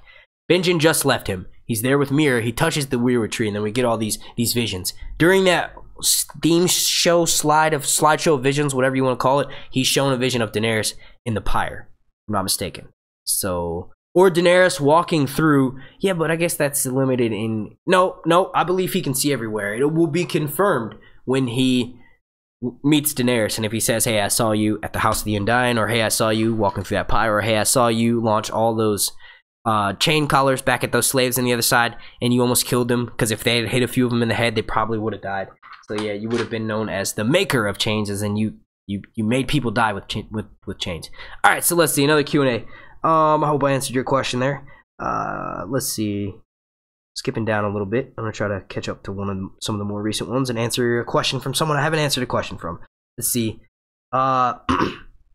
Did you see that Lannister soldier already shaking? I actually felt bad for them, and that's from Toaster Toast. Yes, I believe you're talking about right before Drogon, right as Drogon shows up, they cut to a scene of showing, like, you see one of the Lannisters, like, I think he's one of the horsemen, or are you talking about one of the shield guards? They were all shaking in their boots, and honestly, it was like perfect that we had that calm before the storm, where it's basically like when Dickon walks or rides up, and he's like, he asks him, he's like, you did a good job at really? I was about to say Casterly Rock, at Highgarden. And then Dickon is basically like, oh, I didn't think it would smell like that. And when he walks up, Jaime goes, Rickon, and then he goes, Dickon, and then Bronn burst out laughing. I was like, yo, Bronn is on the same wavelength as us. Still hashtag fuck Bronn, but I'm just saying that was a pretty funny moment. But they were all shaking, and I think, if I'm not mistaken, Randall Tarly is dead. And then so I think Jaime saw Dickon got burned to smithereens, like he saw his ashes, if I'm also not mistaken. I do need to rewatch to double check that. Let's see, we got another Q&A here. Let's see, Q&A is the imp making bad battle plans on purpose. That's a little bit disrespectful to the Lord Liege Tyrion Lannister of Casterly Rock of House Lannister. They always pay the debts. I think he's more, it's like what Daenerys said. Daenerys said, do you really want to hurt your family? I think it's like you can talk all that shit, but when it comes down to it, are you really going to do it? Like, can you really kill Cersei? And obviously, I don't know if he has it in him to do it. I definitely think that she had done it to him, but Tyrion's had time to heal, and now he's at much better off than he was before she attempted to have him killed. So, or basically put him on trial, and then he would have eventually been killed because the Mountain had lost to Oberyn. Basically, the Mountain had lost to Oberyn, but then he ultimately wins at the end. But yeah, I don't know. I think it's more of just like he may have been making plans that could have been able to hurt Cersei emotionally, but not physically. So basically he's saying, let's take Casterly Rock. He knows that Cersei will hold that dear, and it's like the ultimate disrespect to Cersei, so let's hurt her emotionally. And also let's hurt her mentally with the people. Let's let the people lose trust in her. Instead, if he was thinking like, fuck Cersei, basically how Cersei thinks about him, where she was having dwarves killed and then their heads brought to her, if he was thinking that same way that she was, he would have said, yo, let's go to Casterly Rock after we fly to King's Landing and take the Red Keep and fucking burn Cersei to, you know, a pile of ashes.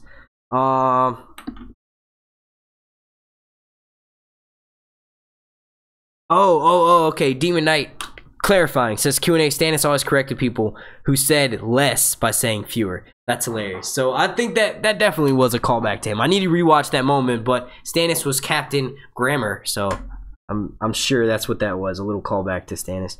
A lot of people are upset. There's a lot of people who are saying, like, I'm upset honestly too, Stannis is off the show, but a lot of people are saying that he was so misunderstood. Like, I feel like if Melisandre wasn't there, he wouldn't have burned his daughter. Period. Because it wouldn't have ever even been brought up. You know what I mean? If anything, he would have been like, why the fuck is she even with us? She needs to go back to Castle Black, and so does my wife. But nah, they had to go with him. So yeah. Oh, we got a super chat from Rocket Man. He said, it's up. Enjoy all. Also, Jon is going to smash Dany? Question mark. I'm a little bit sensitive in that area. You know, I'm a huge fan of Daenerys. I wish I could show you guys the desktop on my computer. It's a very sexy picture of Emilia Clarke when she posed for the some magazine cover. But I do think that it's definitely going to happen. And what confirmed that is the way that Daenerys looked back at Jon Snow when they left off last episode, when she told him, yeah, dude, you can go mine the Dragonglass cave and you can forge weapons. She looked back at him at like this, like, also you can potentially smash. And then tonight when Jon Snow grabbed her arm and directed her of where to hold the flame. It's almost fucking perfect. Like, oh, I hope you guys are ready for this. It's almost like perfect foreshadowing to what happens when they get outside the cave. Daenerys was holding a flame, not sure which way to point the light. Jon Snow showed her which direction to point the light. That light just happened to show the fucking history of the last long night.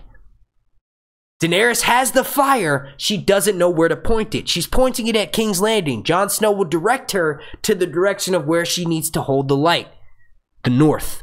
The fucking White Walkers. Please, slap a like on this video. Please, slap a like on this video. Please, slap a like on this video. Make sure you're subscribed as well. And if I just blew your mind, type in the chat, holy fucking shit, Sir Hunts. Hashtag you blew my fucking mind, Sir Hunts. Hashtag watch your fucking language, Sir Hunts. Please, please, do those things. Do those things. All right, how many people we got watching right now? Let's see. We have 1,126 people. I have never, ever consistently held this many people watching me right now. By the end of this video, my head will be so fucking big. I literally will turn off the camera, turn off my lights, turn off my microphone, rewatch the episode so that I can take notes and start working on the breakdown. And then before I can even get to that point, it will just fall over. Like literally, because it's, oh, this is crazy. I love you all. I love you all. And if you're one of those people who doesn't have many people who love you, well, don't worry, because you've got a friend in me. You've got a friend in me. Oh man, I had to pull out Toy Story. Every time I get sentimental and emotional, one of the first things I think of is like Toy Story, old Disney movies, cause like, man, it was sad. Woody, you were an asshole to Buzz. Buzz was just like the new thing, but you had to be a dick, dude. But yeah, nah, for real. Any of you all have a friend in me. Like, you know, I wish there's some way where I can like do like a live show and become like a comedian, and then I could just meet you all the time and we could all hang out and chit chat. You know, holy shit! I cannot believe it. I can't believe it. This is insane. Like, still, and then if I'm not mistaken, we were trending on the YouTube live page, which is also fucking insane. That's blowing my mind right now. I've never, ever done anything like this, and I want to take this time also to give a big shout out to all of the people that I fucks with, all of the people in the YouTube Game of Thrones community that I fuck with. All right, so I'm going to go back to taking questions real quick. We got a super chat from Matt Z. Oh man, let me give a super chat to Matt. Let me read Matt Z's super chat. This man is a fucking legend. Matt Z, you're a fucking legend in Ginale. A fucking legend in Ginale. Alright, so he says Q&A, Bronn is a secret Targaryen. Bronn is a fucking burnt man.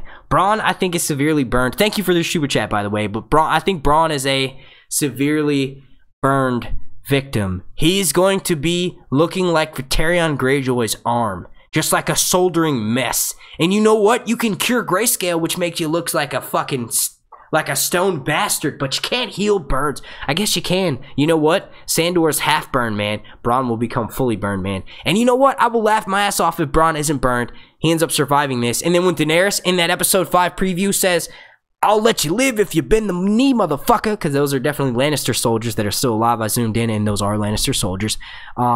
If Bronn's one of those and he somehow becomes Team Targaryen, I won't trust him. I think he will betray Daenerys at the first hint. I think Tyrion will convince him to not do so, but I think Jaime has more influence over Tyrion than Bronn. I think Jaime has more influence over Bronn than Tyrion does, but I also think that Tyrion really wouldn't be able to convince Jaime either. All right, so we got another super chat. Thank you from Hala Madrid, and he or she says, mind blown. Look forward to more fire next week. Well, thank you. Fucking thank you. Thank you for your super chat. You are amazing, and you know, I wouldn't be able to vibe off of this, or I wouldn't be able to riff like this if I wasn't watching you guys. But anyway, back to the shout out to all of the YouTubers. Okay, so real quick, I also want to give a shout out to Please don't fall. Please don't fall, bulletin board. Shout out to Con of Thrones, okay? I was there from July 30th to, or sorry, June 30th to July 17th. I met some amazing fucking people. Some of those people are actually here in the chat right now. Shout out to Nicole, Smokehanas. I want to come up there and join y'all in the mountains. I want to go to one of these hippie festivals, and I hope that we can do lots of mushrooms and walk around and find little fucking gnomes and shit. And hopefully, if you're watching, Kimmy, hopefully those gnomes won't throw fucking oranges at us. But anyway, also, I want to give a special thank you to Watchers on the Wall, because if it wasn't for Watchers on the Wall, I would not be able to make these spoiler videos breakdown, where we break down all the leaked scenes that are being filmed, which I will be doing going into season 8. I want to thank everyone there, Watchers on the Wall, just some people off the top of my head. Oz, Sue the Fury, Axe Chucker. God, I don't know, I'm forgetting so many people. I was actually on panels with you guys too. I'll try to link everything down in the description. But then moving on to the YouTubers, I want to give a super special thank you to Azor Ahai, Kyle's fucking formerly known, the YouTuber formerly known as Kyle's fucking Chickens. I'm gonna give a special shout out to Secrets of the Citadel. I want to give a shout out to Smokescreen. I think he's live right now as well. I want to give a shout out to Because Geek. I met them. I want to give a shout out to the Atomic Dom. A shout out to Raise the Alba. A shout out to Moji. A shout out to Johnny the Irish Wildling, the fucker who likes to think that Baratheons are somehow better than House Targaryen, and somehow Gendry is gonna come back and be this marvelous fucking savior. But it's not gonna happen, because House Targaryen is here to stay. Feel the fire. Hashtag House Targaryen. If you didn't know, well now you know, nigga. Oh, I didn't mean to say that. It's cool because I'm black, but I didn't mean to say that on my thing. I didn't even say it. I bleeped myself. I don't know what you're talking about. But yeah, that was a Biggie song. Let's see. Who else did I forget? Who else am I forgetting? I said Secrets. George Sartiano, he doesn't have a YouTube channel, but he's one of Kyle's homeboys from Azor Hype. Shout out to, oh fuck, it's like I have all these people in my head. I could say some shout out to some non-Game of Thrones YouTubers. Shout out to H3H3, shout out to Phil DeFranco. He's probably like my literally all-time favorite YouTuber. Also Casey Neistat. Also Dan and Dave from Game of Thrones. Without you all, it wouldn't be possible. Huge major shout out to George Martin. I'm actually working on doing something with Audible where I can start hooking you guys up with codes where you can get a free audiobook, and that audiobook will of course be Dance of Dragons, so that you can prepare yourselves. But yeah, if I forgot anybody else, type them in the chat and I will try to link their channel down in the description. But yeah, hopping back to the chat, let's please slap some motherfucking likes on it. All right, so we dropped down below 1,000 because I was giving all those shout outs, but that's cool. That's cool. We can let's see, did I get that? All right, so yeah, I got that one. All right, let's see, try to find one from someone I haven't answered one from.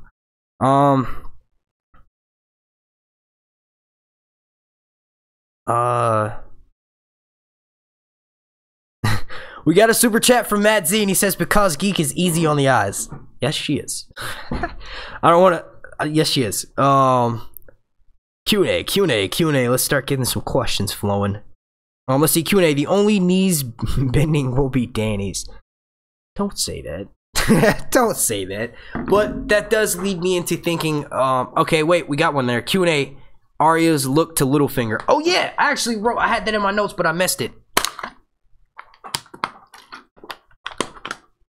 Arya Stark will be killing Littlefinger. I do think that it will be happening in the next episode. You know what? I'm not even going to say that, because every single time we have a break in between the episodes, we have a week to go, I'm always like, Littlefinger's going to die next episode. But nah, that look, Littlefinger's fucking up left and right. He left Bran because Meera came in. He left Arya because Sansa had walked away. Like, he's literally, he just acts scared. He's like literally giving off those vibes of like, you know how someone, when someone's wearing a wire in cop movies, they always act nervous? This is basically what Littlefinger's doing. He's acting as though he's guilty as fuck. Like, he literally does, just guilty conscience all the way around. I don't know any other way to describe it.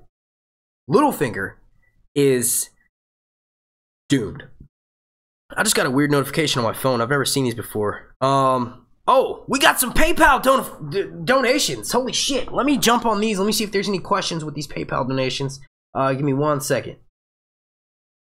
I forgot I had that link down below. So yeah, if you want to, instead of, if you don't want to become a Patreon, to show your support because it's a monthly recurring charge, you can actually click down below and there's actually one-time donation where you can go to PayPal and you can donate whatever you want to. Of course, you obviously don't have to. No one has to. All right, so we have, this is from Dale, and this is once again through the PayPal link, which is down below in the description. He says, in next week's preview, did you see the look Tyrion had when Dany said join or die? Do you think Tyrion will help Jaime behind Dany's back? Like, basically return the favor with how Jaime helped Tyrion get out of King's Landing and escape to Essos, where he rode with Lord Varys and Lord Varys took him to go meet up with Daenerys. I'm being very thorough because I want to make sure that I get this. I honestly don't know. The circumstances were different. Tyrion was not guilty, so Jaime felt obligated because his sister, their sister, his twin, Jaime's lover, was wrongly accusing Tyrion. Jaime knew deep down in his heart that Tyrion would not kill Joffrey. It's just not in his character. So that is why he helped his brother. Also, it's his brother, brotherly love. If he had known that Tyrion was going to go out and kill Tywin, he wouldn't have done it. So the same thing can be said now. Jaime willingly opposed the queen. Is Tyrion willing to sacrifice his position with Daenerys? Jaime is kind of in the wrong. He charged at Daenerys with his spear, so that's going to piss off Daenerys even more so.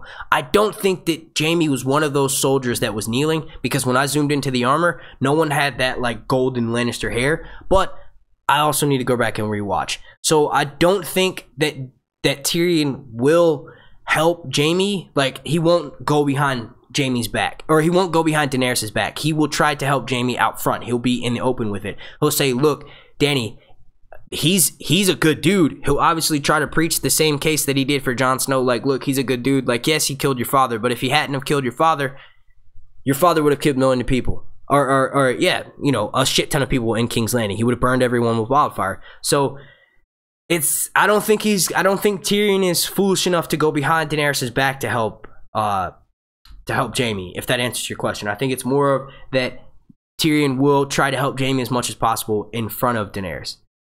Let's see, and then we have another one from this is from Christine, and once again this is from the PayPal link, and she says, what did Littlefinger get scared about when talking to Bran? Basically, there's a conversation that Varys and Littlefinger have in the throne room, and Littlefinger tells Varys that chaos is a ladder, and that was in King's Landing, so it was nowhere near Winterfell. So and also he knows that Bran was been missing, presumed dead. How the hell would Bran know about that private conversation between him and Varys? So Littlefinger is obviously, or immediately rushing through his mind, Littlefinger thinks, hey, if he knows about that, what the fuck else does he know about? Because there are plenty of other conversations in the throne room.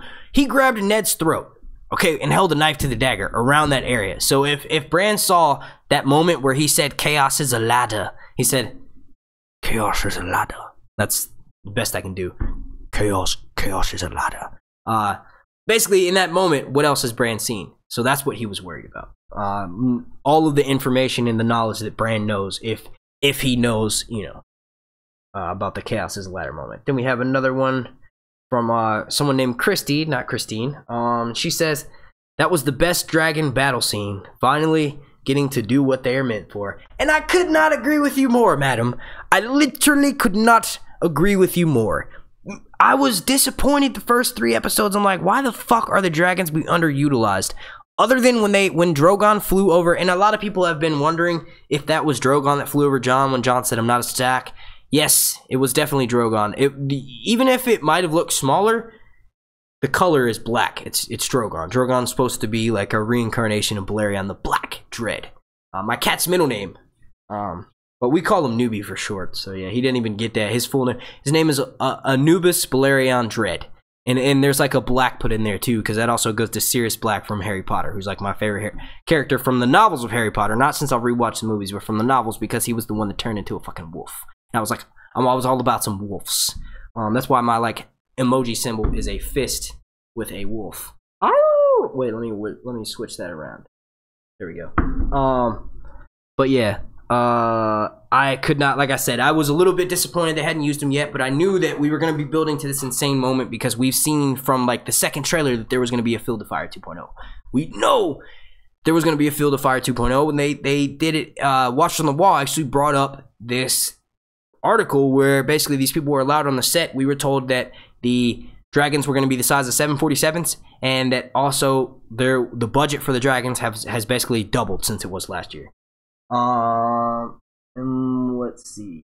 We have one more from the PayPal, and this is from Dale, and he says, oh wait, I think I already got that one. He says, in next week's preview, did you see the look Tyrion had when Dany said join or die? Do you think Tyrion will help Jaime? Yes, I think I answered that. Let me double check that and make sure I got all of them. I'm not sure. I just set up my PayPal recently. It's basically a business page. You can click on that. see. I think I got all of them. Yep. All right, cool. Awesome. All right, so let's jump back into the YouTube chat Q&As.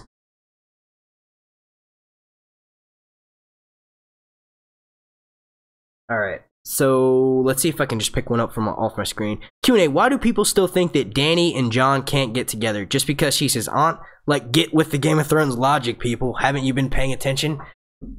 My sweet, sweet summer child. Like, ah, man, it's not necessarily that they don't get it, that incest is somewhat, and it's not acceptable. It's almost looked upon the same way it's looked on in our society. Other than it's like, I'm pretty sure it's like illegal to date someone who's like related to you. Actually, in the state where I live at, in North Carolina, it's illegal that you can marry your cousin, right? I think so. I'm pretty sure in North Carolina at one point there was a law that allowed you to legally marry your cousin here. But no, it's like I like to think that in Westerosi society that it's pretty much frowned upon the same way here in modern Earth Day society. I just think that they can't get over the fact that it's an aunt and an uncle. And also, I think more so, like with me anyway, I'm a big fan of Daenerys. I don't want to see her get with someone like Jon. I feel like they definitely deserve each other. I just feel like it would be really cliche. But the whole series of books, I'm talking books here, they've been building up to this. They've been building up to Jon Snow and Daenerys getting together. Like literally ice and fire getting together. Like in the novels, it's still up for debate on who's Jon Snow's parentage are. And I know there's going to be some people that disagree with that. But I think that it's still up to debate. I still think that it's a possibility that it could very well be Ned and Ashara. I mean, yeah, I know it can be. I'm just saying it's still up for debate because it was not officially confirmed like it was with HBO. So, with that being said, they have been leading up for this union, this union of ice and fire since 1991, when A Game of Thrones was released. The novel, the very first novel was released. Was it? Let me double check, man, because I don't want to sound like a jackass on live. Game of Thrones release date for the first book.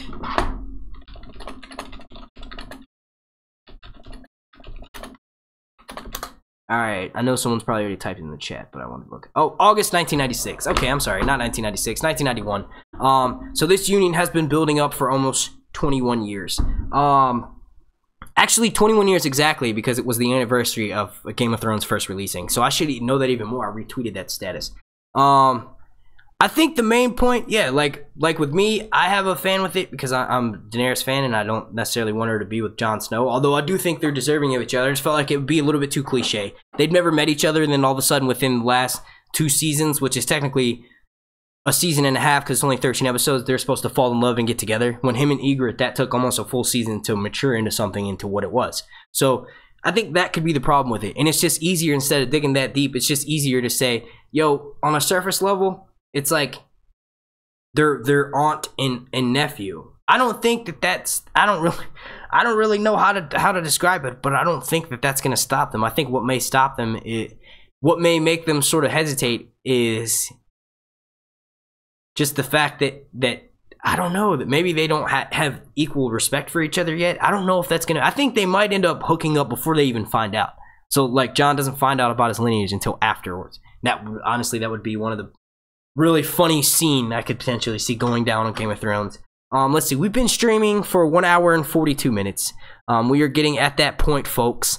We fucking have been rocking out. I'm not saying at that point where we're going to get to the end. We still got another like 30 to 45 minutes left in the stream. But what I'm going to do right now, I like to go and collect my thoughts. I like to go back and look through the chat and see if there are any questions that I missed from my moderators, or that I missed that were really good that I want to question on. I'm going to be in the chat. I'm going to go smoke a cigarette. For the next 3 minutes, I will be on a cigarette break. Please don't leave. If you guys leave me, then I'll be sad. No, I'm just kidding, but please hang around. I don't have any music to play for you because last time I did that, I got copyright claimed. So I won't be doing that, but I'll be right back.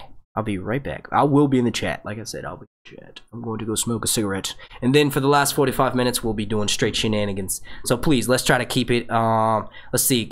How many likes we got on this? Let's see if we can shoot for 1,200 likes. Let's see if we can hit that. I'll be right back.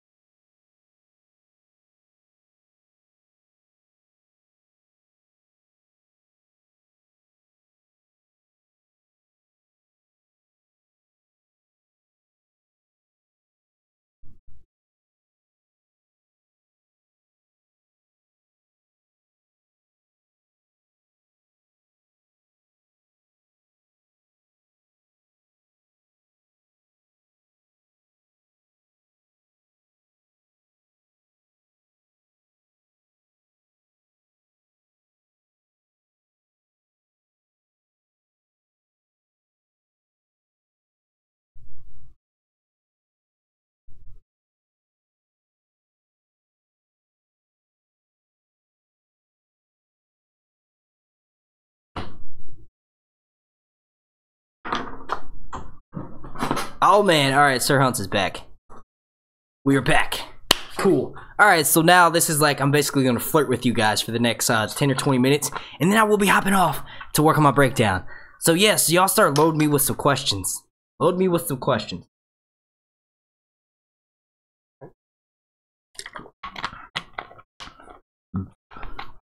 Let's see. Let me pull up my phone. I'll pull up the chat there. It's a little bit faster than the one on the screen.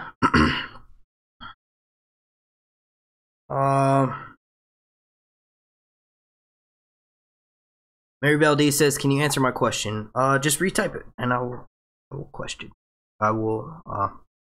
answer it. Let's see. We got one Q&A. Is Jon Snow actually a Baratheon? Targaryens have blonde hair, and Baratheons have black hair. Lyanna Stark had an affair or a relationship with Robert. What if Jon is a Baratheon?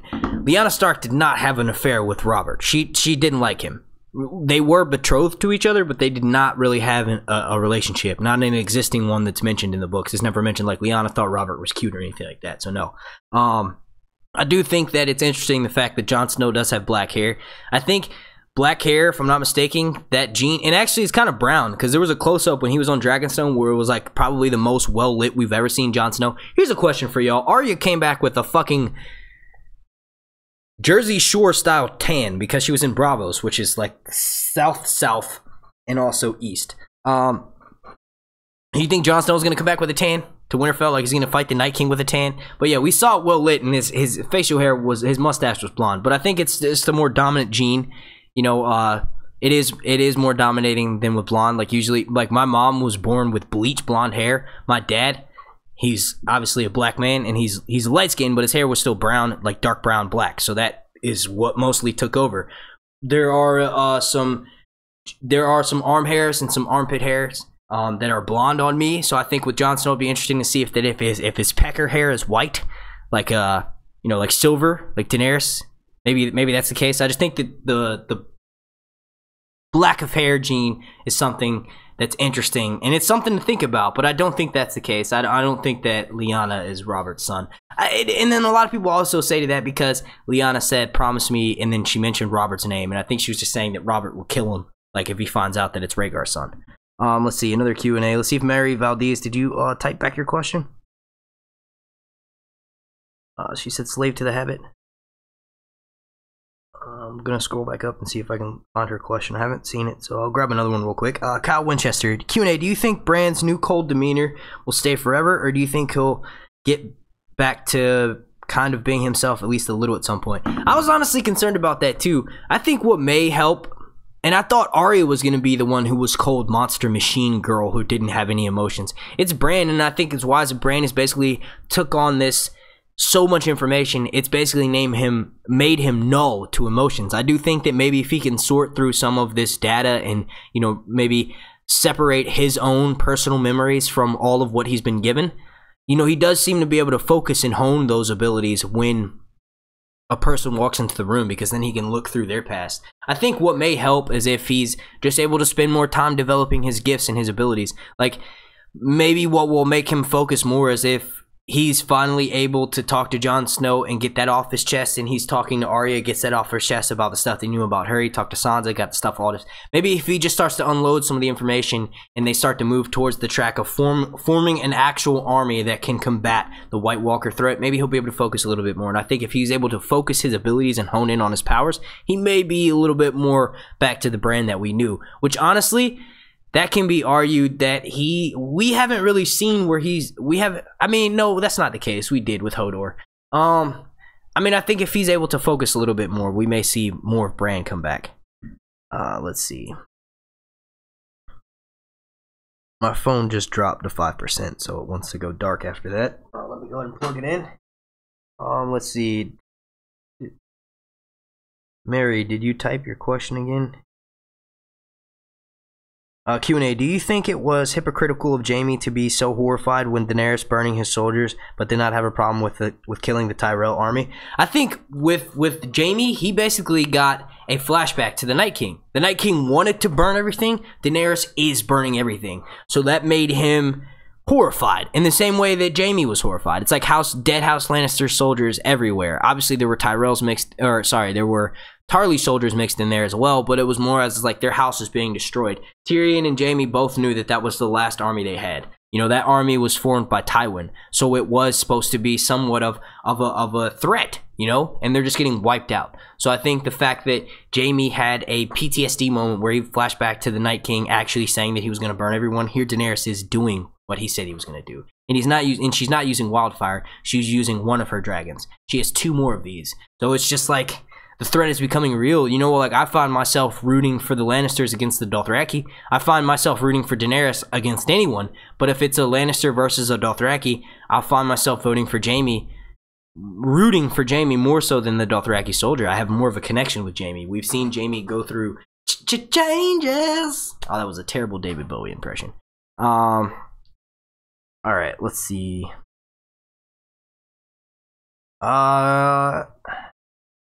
Q&A. Hey, Sir Hunts. What do you think Cersei meant when she told Tycho from the Iron Bank that there are some things she wants back? Tyrion Lannister. That was the first thing that popped into my head. She wants justice. That justice is hers. She feels like she owns that. Tyrion Lannister. Also, the 7 Kingdoms. She feels like she's also entitled to the 7 Kingdoms. She had just told Tycho Nestoris that I want to own everything, all of the 7 Kingdoms, and own everything in it. So I think that she's like further reiterating the fact that she has her things that she wants returned to her. But I think specifically she was referring to Daenerys. That's the only thing that Daenerys has that she wants back. You know. Also, she could be referring to the fact that Jaime is now a prisoner of war. I don't think that Jaime's gonna drown. I'd be okay if Bronn drowned at this moment before I have a chance to rethink it and then rewatch it. And I'm like, oh, okay, I kind of feel you, Bronn. I kind of feel you, but you're just doing your job, bro. But as of right now, I want Brown to drown. Brown to drown. Yeah, I want Bronn to drown. I think Jaime is going to survive, and I think I was right in my prediction. My last episode 4 preview, I said Jaime's going to get captured, and sure enough, he's at that moment where he's about to be a POW. Please slap some likes on these videos. I'll answer a few more questions. Let's see.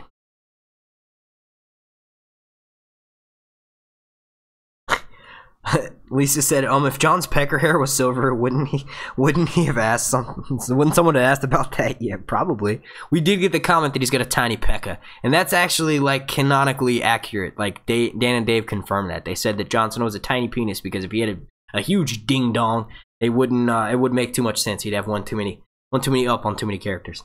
Coming back from life, being half Targaryen, the ability to unite thousands of people. You got a tiny dick.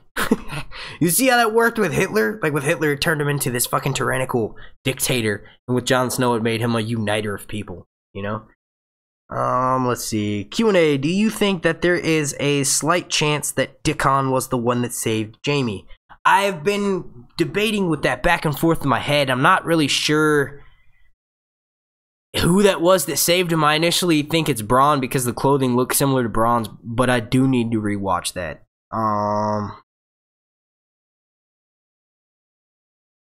Peter Noble said, not all Targaryens have white hair. There have been some with dark hair. Yes, and to further on your point, usually it's a Targaryen that's been mixed with another house. Like, if that other house usually has the more dominant gene, they have the darker hair.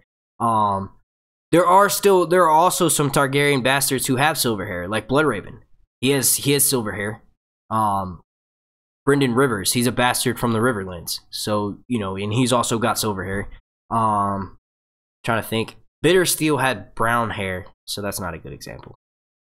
I just think it's like whichever genetic is stronger. And, you know, in that case of brown versus like light, fair blonde, brown/black is going to take that.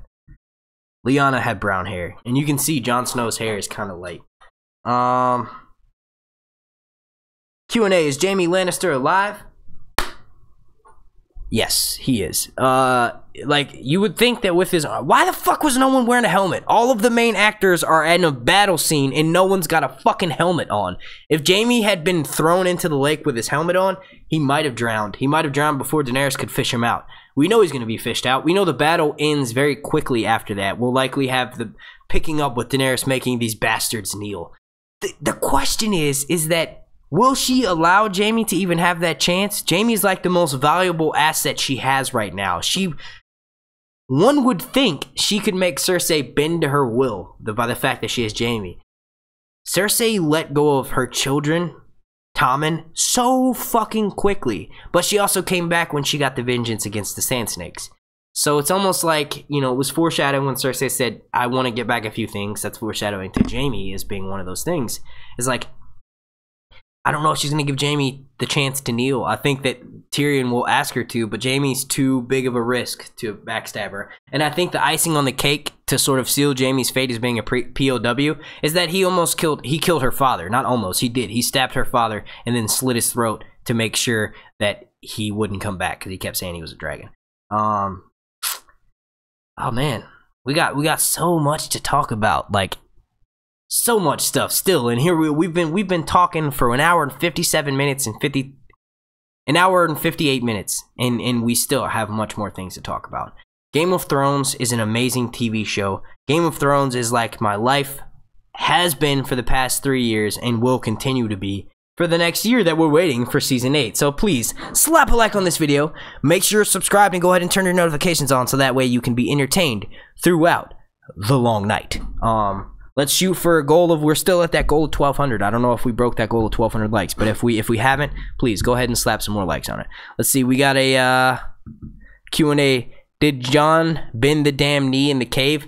Basically, he comes out, and I noticed that the way he talks to Daenerys is more like, my queen, my lady, you know, your highness, basically that sort of manner. So I think he's pretty much did. Daenerys asked him for his advice afterwards. It hasn't officially done it. He's obviously got to do it in front of his people. He's got to do it like not in a cave, so they could be like, because you know, I know this is not going to happen, but I'm just saying Daenerys could say, yeah, Jon Snow bent the knee, and then he can get out and obviously not be around Daenerys and say, no, I didn't bend the knee. I don't know what the fuck she's talking about. She's crazy. So I do think that yes, he did. I just think that it will be done officially, like he will officially bend the knee. There's a moment where Dany flies back, and this is in the episode 5 preview, where Dany flies back and lands in front of Jon on Drogon with Drogon's mouth open. So I think that may be the moment where Jon Snow bends the fucking knee. Would not be a better moment. She's like, I'm in the process of making motherfuckers bend the knee today. Jon Snow, I ain't got no more shit for you, bro. You can't take that dragon glass unless you bend the knee right now. I know that won't happen, but I'm just saying, wouldn't it be funny if she shows up and she's like, I've been making it a habit to make motherfuckers bend the knee today. And you're next, bro. Bend the knee. Would you not bend the knee if someone fucking landed in front of you with a dragon? I wouldn't just bend the knee. I would bend over backwards to make sure that didn't get burned or eaten by this fucking massive dragon the size of a 747 plane. Q&A, do you think Jon will ride Rhaegal? No. I do think that there is a chance for someone to ride a dragon, and if I wasn't biased as to Tyrion riding Viserion, I would say that yes, Jon will ride a dragon. Out of Jon and Tyrion, Jon is more likely to ride a dragon because he's not, you know, a dwarf. But if I have to be biased, I think there is a chance, yes, that he would ride Rhaegal. Rhaegal's named after his father, Rhaegar Targaryen, but I'm more of a fan of the theory that Tyrion will ride Viserion. Viserion is gold and white, but mainly gold, and that's just perfect for Tyrion. Lannisters always pay their debts. Viserys, the person, Daenerys' brother, who the dragon Viserion is named after, had died from a golden crown. Gold relates to the Lannisters. The dragon itself is gold. Tyrion, Lannister is it just fits with me. And if I'm not mistaken, Viserion was one of the smaller ones when they were first born. Let's see. Let me slide down to the very end of the chat. Q&A, did Drogon's fire melt the scorpion? I don't think his fire melted it. I think when he landed and then he whipped his tail, like right after he took the bolt, when he whipped his tail, that's when he like basically blew it to smithereens. I think because he got fucked up and he had to fly back like this and then think about it for a second, I think that's when he did that flame thing and it just burned down some more supplies. But then when he landed, you saw his tail smash through some shit. I think that was the scorpion bolt. And honestly, I think Cersei's got a few of them, so I don't think that we've seen the last of that. I think it could still be used in the future. Perhaps with a better marksman. Here's a question. Do you guys think that if it was Dickon, if Dickon Tarly had jumped up on that scorpion, do you think he would have been a better shot? His house is known for archery. Q&A, Mark, what was created first, the drawings in the cave or the Night King by the children? Well, obvious. I don't mean to say obvious. I don't mean to sound like a jackass, but no, it was definitely the Night King was created first because he was. We haven't got official confirmation that that was the Night King being made, but Bran was shown the origin of the White Walker, so we like to think at least that White Walker that we saw being made was the Night King. So if that's the case, there couldn't be images drawn of him until after the cave paintings, or the cave paintings couldn't have been made until after he was already made. So to just jump on answering your question without thinking about it too much, I'd say that the Night King came first, and then the cave paintings, or the egg, so to speak. So the chicken and then the egg. But I mean, arguably there could be more to it than that. You know, they could be the first iterations, and then maybe that's what inspired the Children of the Forest to try to combine their essence with the First Men, and that's, you know, they ended up creating more White Walkers. But I honestly think that that's showing us that possibly Leaf and the other Children of the Forest that were with Bran at Bloodraven's cave were the ones who actually made that drawing with more First Men, so more people from House Stark. I think it's interesting that Daenerys, you know, Jon Snow is obviously supposed to meant to be the First Men in that scenario. You know, we have it flash forward to now, so it was the Children of the Forest and the First Men back then. It's Jon Snow and Daenerys now, so Daenerys is almost being played off as the Children of the Forest, the magical essence to that equation. So it's interesting to see the parallels in that. Children of the Forest are from all over Westeros. At one point, weirwood trees covered all of Westeros, and when that happened, there were Children of the Forest everywhere. Daenerys was technically born at Dragonstone, and obviously the Children of the Forest have been there. So I do think that it's interesting, and I need to dive a little bit more into it. But I want to know, you know, how that works, because it could be argued that Bran is the representation of the Children of the Forest, because Bloodraven, or the Three-Eyed Raven, used his magic in order to become who he is. But I just want to know more to that. You know, I think that Jon Snow is definitely supposed to represent the First Men. He's definitely not a Children of the Forest. He's the First Men. He's a Northerner. He's a Northerner at heart. Even when he finds out he's half Targaryen, he's still going to be a Northerner. So yeah, that's what I want to know more about. Let's see if we can get some more questions. I'll probably do a few more questions. Q&A, do you think that since Dany's dragon got hurt, she will be more open having her dragons wearing armor? I don't think that she's not open. I think that this is the perfect reason of what will make them do that. How badass would it be awesome to see the dragons in like dragonglass armor? That'd be sick. Nah, it's like they've been hurt before. This second time they got hurt, and she wasn't wearing any armor herself, which blew my fucking mind. I was like, really, dude? You have all those people advising you, and yes, you threw a tantrum and you left, but no one could strap on at least like a helmet or something. Like, she's wearing her fucking dress. Like, come on, dude. But yeah, no, I definitely think that was going to leave her.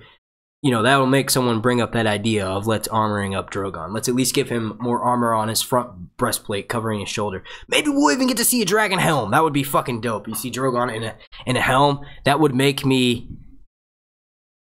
Red Eyes Black Dragon has 2400 attack. Bro, are you bringing up Yu-Gi-Oh references? Oh my god, I haven't thought about Yu-Gi-Oh since like 2003. My shit was Blue Eyes White Dragon. I wanted to be Kaiba. Like, I literally wanted to be Kaiba. Oh man, Yu-Gi-Oh's the shit. Oh man, hell yeah. So Drogon is, I guess, yeah, like you said, Red Eyes Black Dragon. His eyes are arguably more like a golden color, but yeah. And I think his attack is way higher than 2400. I'd say his attack is closer to, I was gonna do over 9,000, but I think it's closer to like 10,000 if we're doing that. Yeah, Yu-Gi-Oh is the shit. So yes, to finish answering your question, Ashanti, I do think that is going to make the idea more proposed. I don't think Dany was against it. I think no one had really suggested that yet. But the pits of Daznak, and then now I think Daenerys is gonna fly straight back to Dragonstone. But yeah, with that, you know, with Drogon being hurt, definitely she's gonna be in fear for losing her children, so it would make her almost force her into that. Q&A. This is from Name to Sight, and he or she says, Q&A. Brienne is large and muscled and wielding broadsword with two hands. Arya is small and using one hand with a tiny sword. So why didn't needles shatter when Brienne first came down on it so hard? Well, Brienne is using a training sword. Brienne is using a sword with an unblunted edge. So it may be stronger steel, although we don't know if that training sword is castle forged steel. We can only, you know, guess that it is. We do know that Arya's sword is castle forged steel, because every time someone looks at it, they're like, oh, this is cute, castle forged steel. I can pick my teeth with it. But yeah, so That could be the reason. It could also be the fact that they wanted to show you that Arya has been training for 6 years, going on 7 years, and she knows what the fuck she's doing. So she can handle herself with the blade. I do think the only reason why it didn't shatter from a logistics standpoint is the fact that it was a dull blade. It had no edge. It was a training blade. Let's see. Q&A. This is from Bio Explorer, and she says, in the books, it is said that the children kept the first men supplied with dragonglass weapons. Were they getting it at Dragonstone? Hell yeah. That cave painting proves that that's exactly where they're getting it from. If I'm not mistaken, I think that's where all dragonglass originates at, is on Dragonstone. There are multiple places in Essos and around Planetos, not necessarily in Westeros, that are known to have volcanic islands. Obviously, the city of Ahai. Then, even more obvious, Valyria. That's how it blew up. It was a volcanic explosion. That's what it's said, anyway. That's what's said in the World of Ice and Fire, so we don't necessarily know if that's the case. A lot of us breed more into it, and we think it's more like they tried to do something, and that ended up backfiring. We don't necessarily know if it was a volcanic eruption. But I do think that all the dragonglass in Westeros originates from Dragonstone, and I will say that I do think that the oily black stones that are mentioned all throughout Planetos, you know, we have the Sea Stone Chair and the Iron Islands, or the Salt Throne, rather. Then there's this fortress that's made of it, and then it's mentioned to be noted that it's on Dragonstone. So I think that oily black stone could actually be dragonglass, and I could be wrong. We got a super chat! We got a super chat from Dr. Schockenberg, and he says, or Schockenborg, rather, or Berg, I think I said it right. If Melisandre is, oh, thank you for the super chat, by the way, sir. And he says, if Melisandre is to be believed, and either Dany or Jon is the prince that was promised, who do you think will end up dying by the hands of the other? Who do you think the prince is? Also, I'm a dude. That's hilarious, because I literally just said, I'm not sure if you're male or female. But yeah, alright, so thank you, sir. Okay, so look, check this out. Jon Snow was basically Nissa. Jon Snow was not stabbed by his lover. Metaphorically, he was. He loved his brothers. He was stabbed by people that he trusted. So that is there. They plunged daggers into his heart. He died and came back to life. I think that was the fruition of the Nissa part of the prophecy. So basically, Jon Snow was brought back and is Lightbringer. Jon Snow is the weapon, Daenerys is Azor Ahai. So that's how they fit together in that puzzle. It could also be argued that Daenerys is the weapon because of her dragons. But I think Daenerys, they both fulfill the prophecy. And I think that Nissa part of the prophecy was fulfilled when Jon Snow was stabbed by his brothers. I actually came to that realization the other day in one of my live streams. I think it's because when I get answered questions, it makes my brainstorm itself, and I just like start connecting the dots, and I drop bombs on y'all, like, you know, like I was doing earlier.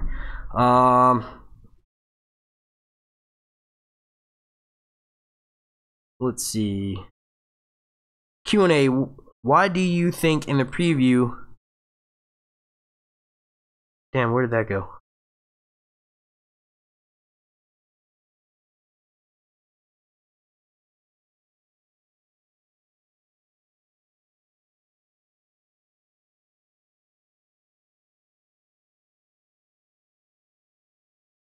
I can't find it. I was literally about that.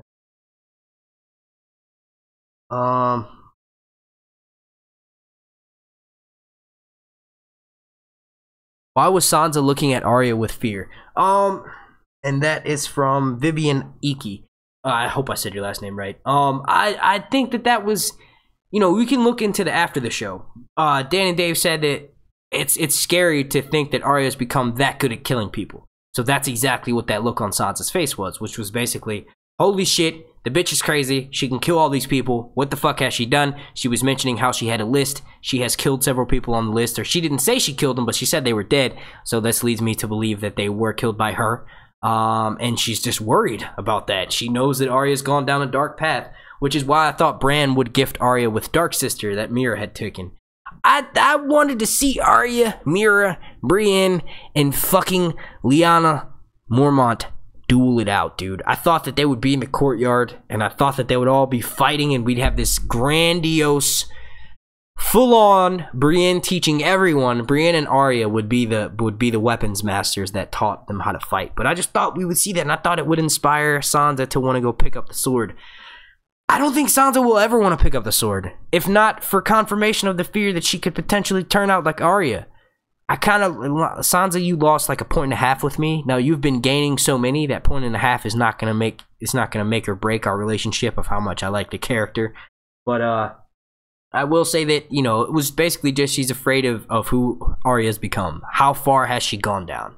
Let's see. Do you think that Littlefinger can sense the jealousy Sansa has for Arya?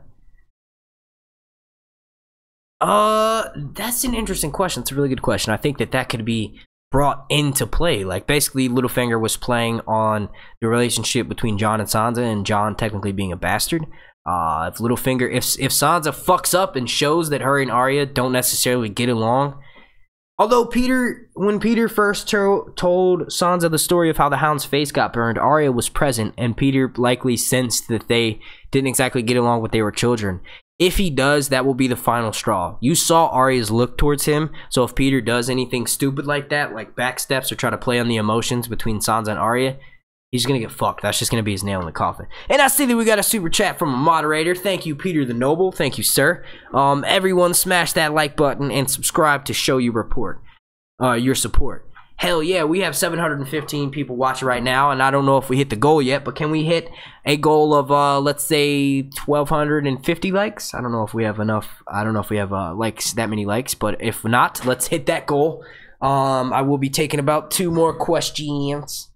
Let's see. So if you got some questions, spam them in right now, because you know I take like 5 minutes to answer one question. I'm just thorough like that. Let's see. Q&A. They have Dragon Glass and Valyrian Steel, Q Gendry, so they have the weapons, but the Night King can warg the dead, so what happens when the fighting starts and people start dying? What's the plan? I don't know, but when you said that, something popped into my head, and that is a shout out to Azor Hype. If you want to know what Melisandre could potentially be doing in Volantis, go watch his video called The Order of the Fiery Hand. There is a group of 1,000 warriors that are basically warriors sworn to the R'hllor Temple in Volantis. I think I kind of butchered that a little bit, but basically they could be brought over. Kyle thinks that the R'hllor priests could be brought over to massively heal people that fall in the battle. I don't know, you know, any other way. Like, basically once people start dying, shit gets real. So I don't know how they would you know, go from there. But like I said, go check out Kyle's video. He just did a video on that recently. That's Azor Hype here on YouTube. You can YouTube Azor Hype and it should pop up. Let's see, Q&A. Do you think we'll see Howland Reed? I fucking hope so. I hope we get a turn at Harrenhal flashback. The way that I thought it was going to be brought up is kind of like Shambui, but I don't think we've seen the last of Meera. I don't even know if she's left Winterfell yet. We might still see her at Winterfell, and then, you know, Meera could talk to Bran again and maybe sympathize with him a little bit. Maybe they start to sympathize with each other a little bit, and she's like, you know, my father, Howland Reed, what's up with it? You know what I mean? And then maybe we could get, like, I think we're going to get that flashback of the tourney Harrenhal this season. I hope we do. I think that we need it so that we can see Rhaegar. We know who Jon Snow's father is. People like me and people like some of you guys watching who read the books and know more about the background information, we know who Rhaegar was. So it wouldn't be the most upset thing if we never saw him on the TV show. But someone who's just watching this show, they have to see Jon Snow's father and with Lyanna Stark, Ned Stark's sister, and then that'll be the final piece, so to speak. Like, you'll see, okay, this dude Rhaegar looks a lot like Jon. Rhaegar looks a lot like Viserys. Viserys is Daenerys' brother. Okay, I see it. Jon Snow's half Targaryen. You know what I mean? And also, I kind of want to see him in action. Like, Rhaegar's a fucking bad dude, bro. He's a better poet, but he's also a very good fighter. And it's awesome because Jon Snow in the books, it's like Jon Snow gets so many character traits from Rhaegar. It's ridiculous. He does not walk around Castle Black and start randomly singing like Rhaegar. Like, Rhaegar would walk through the streets of King's Landing and just be like, sort of like what your boy Mace Tyrell did with the Iron Bank when he met with Tycho the first time. He just broke into song. Rhaegar would do this. Rhaegar would walk around the streets of King's Landing and he would basically serenade people with song. He would also get paid to do it. That's how good of a singer he was. Motherfuckers knew that he was from House Targaryen and he was the Prince of Dragonstone, which meant that he was next in line for the Iron Throne, but they still paid him. The poor people paid him, which I know I'm getting sidetracked here, but why the fuck were the people of King's Landing throwing food at fucking Yara and Ilaria? They're stupid. You guys are starving and you're throwing lettuce it wasn't like shit. With Cersei, they were smearing poop on her, and obviously they have plenty of poop because they probably have a shit ton of stomach bubs. But y'all shouldn't be throwing food and shouldn't be wasting it because it's gonna come back and bite you in the ass. But anyway, God, see, I knew that was gonna happen. What was I talking about? What was I talking about? Oh man, I hate that. Oh yeah, so yeah, Rhaegar was known to sing, and Jon Snow never walked around Castle Black breaking out in a song, but it's shown that many times in the books people relate to Jon character traits back to Rhaegar. So Rhaegar was basically a lover. He was also a fighter, not like Davos, where Davos has never been much of a fighter, but Rhaegar was a fighter. He hated doing it. Jon Snow is the baddest man with a sword in Westeros right now. Does he like killing people? Fuck no. Further foreshadowing the fact that he will be exactly like his father, minus the singing. But no worries, dude. If Jon Snow somehow gets burned and gets a tan, and I grow my hair out long enough, I can play the part of Jon Snow singing to the people of Castle Black. But yeah, we'll get a few more questions in here. Let's try to see 2 more questions. I don't want to keep saying that, but I'm serious. Q&A. I honestly think Dany will give up trying for the Iron Throne after her dragons die and only want revenge on the White Walkers. What do you think? If all of Daenerys' dragons die, she's not much help to Jon Snow in the war for Dawn. I think you're saying if one of them, she will. I think that could potentially force her to doing so, but I think what will ultimately end up doing that is when she goes and she sees it firsthand. I don't think she's going to lose all her dragons. She may lose one of them. She got Drogon wounded, but I don't think she's going to lose any dragon until she faces off against the White Walkers. So I think what will ultimately put that nail in the coffin of convincing her is once she sees it for herself. So that could be when she flies north of the wall and maybe aids Jon Snow when he goes to Eastwatch, or it could be when Jon Snow brings a walker back to, spoiler alert, I'll give everyone like 3 seconds. It's an old spoiler, months old.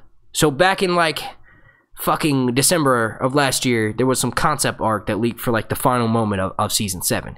It showed everyone walking into the old dragon pit outside King's Landing. So there's this idea that since in the image you saw Bronn leading Tyrion and Jon Snow into the dragon pit, it's almost like Tyrion was leading Bronn and Jon into the dragon pit. But anyway, there's this theory that they may all meet up there, and then that's when Jon Snow brings the proof of the threat of the White Walkers. One way or another, the thing that's gonna fully convince Daenerys that the White Walker threat is real and that she needs to give up this bullshit quest to the Iron Throne will be seeing the White Walkers. Alright, so we are going to do one more question.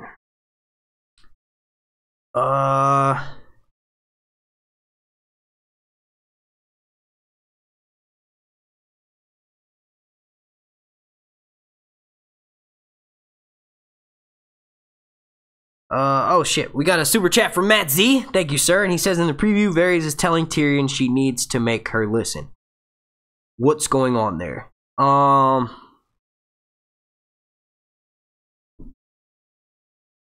Let me pull that up. I'll pull that up.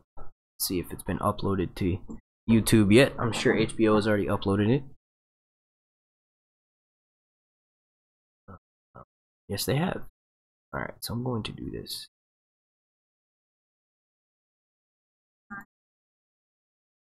Just give me a second. I'm gonna show you guys what I'm seeing here.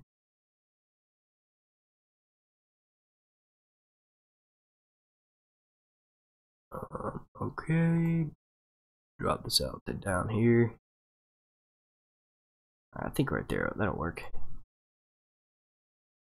And then I'll drop the window capture all the way down here. Alright, cool. Transform, set to screen, stretch to screen. That'll work. Alright, cool, there we go. So let's go full screen on this.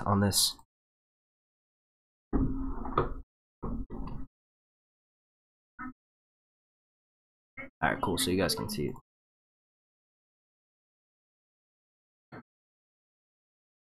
Trying to find that moment. Okay, so we got to the moment already. I'll just let the trailer finish playing out. Now, let me go ahead and comment on it while I'm still thinking of it. Okay, so basically what Tyrion means, or what I take. Looking at the fact that Tyrion is back to drinking again, I think this is one of the first times we've seen him with a drink in his hand this season. Now, I'm not saying it is the first time, but I think this is one of the few times we've seen him with a drink.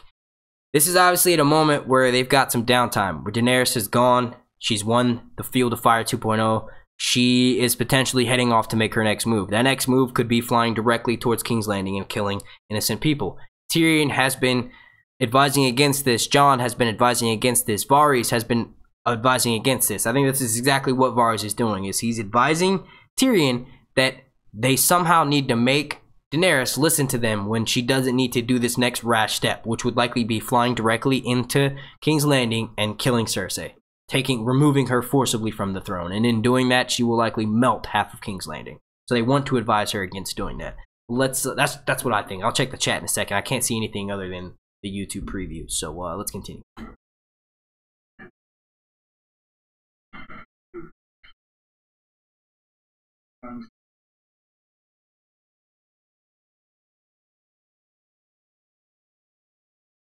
So that confirms, that just put a smile on my face, that confirms that Bran was in fact using those crows to spy on the Night King. That's awesome. So Bran's power has grown immensely to the point where he can control multiple animals. Leads me even more to thinking that he could potentially work a dragon.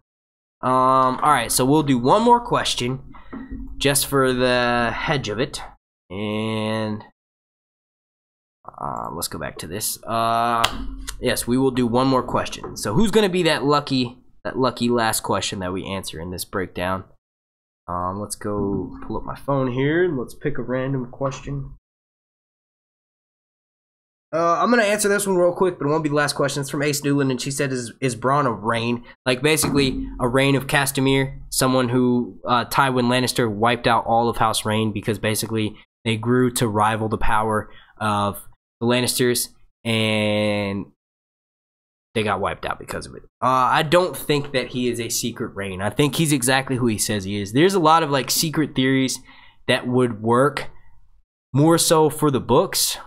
I know Bronn's not a character in the books. I'm just saying, like, I don't think that the secret, like, you know, a lot of people think that Varys could in fact be a Blackfire, and I think that raises the possibility that maybe because we're having the Golden Company come into play, and they were founded by someone who was a fake, questionably fake Blackfire, who's a Targaryen bastard, basically. I don't even want to go into history of that because I'll end up talking for the next 30 minutes. But basically, when this Targaryen king died, he originally had said that his daughter was going to be left to rule the Iron Throne, rule the Seven Kingdoms, but he ended up not dying, and he had some sons. So when he died, his queen, his wife, said that, hey, look, technically his son should be next in line because she's a woman. Well, that woman decided that no, her father had left her with the Iron Throne. So then, you know, we have the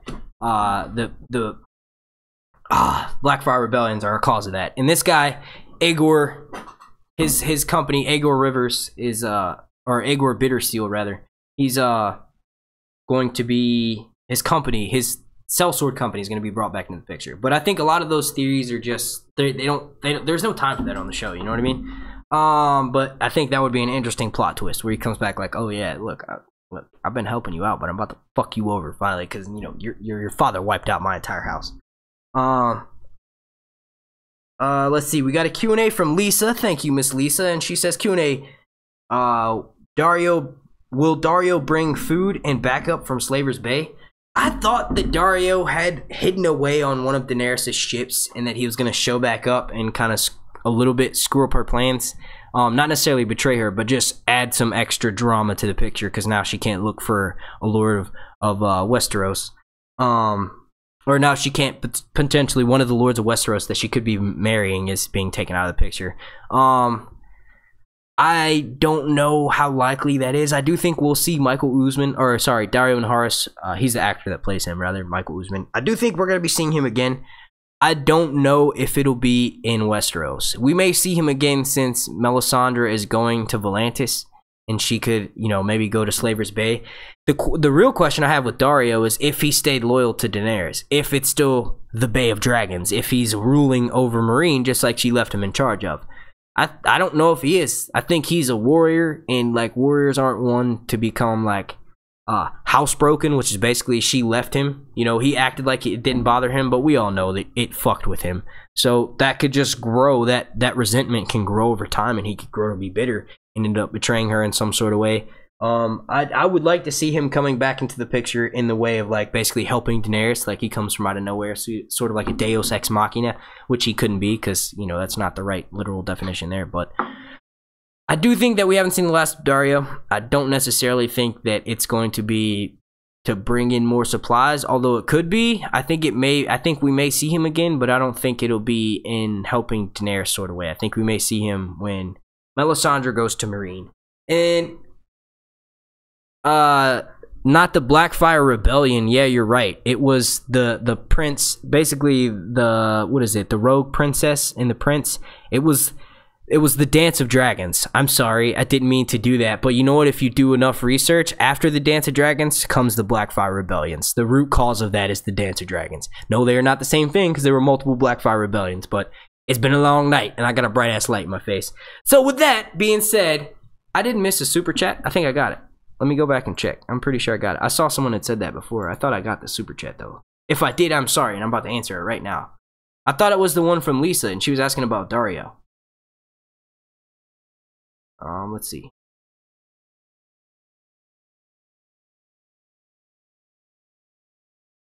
Give me 1 second. My computer's freezing up. I should have my fans on. It's overheating, that bitch.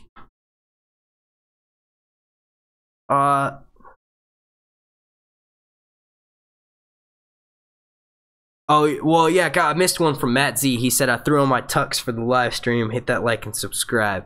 Thank you, Sarah. I missed that one. I did catch the one with you saying about Varys and Tyrion in the preview. That's what prompted me to watch the trailer. Sorry about that. Okay, so the sound is glitching. I hope that worked itself out. It probably because my PC started to overheat. Alright, but yeah, so with that being said, I want to thank you all so much for watching. If there are any questions, go ahead and write them down in the comment section. The comment section will be available once I end this live stream. My name's Mark. I want to thank you all so much for watching. Please like this video, subscribe, make sure you turn your notifications on so that way you get notified every time I drop Game of Thrones content. The next video that I will be working on is going to be either a preview breakdown of episode 5 or a breakdown of the episode 4 itself. I want to thank you all again so much for watching, and if you would like to be entered into my contest for once we reach 20k subscribers here on Sir Hunt's Reviews, you can win a lovely Funko Pop mystery figure. All you have to do to enter that contest is like this video, leave a comment down below, and then make sure you're subscribed. My name's Mark, and I want to thank you all so much for rocking out with me. This has been Sir Hunt's Reviews.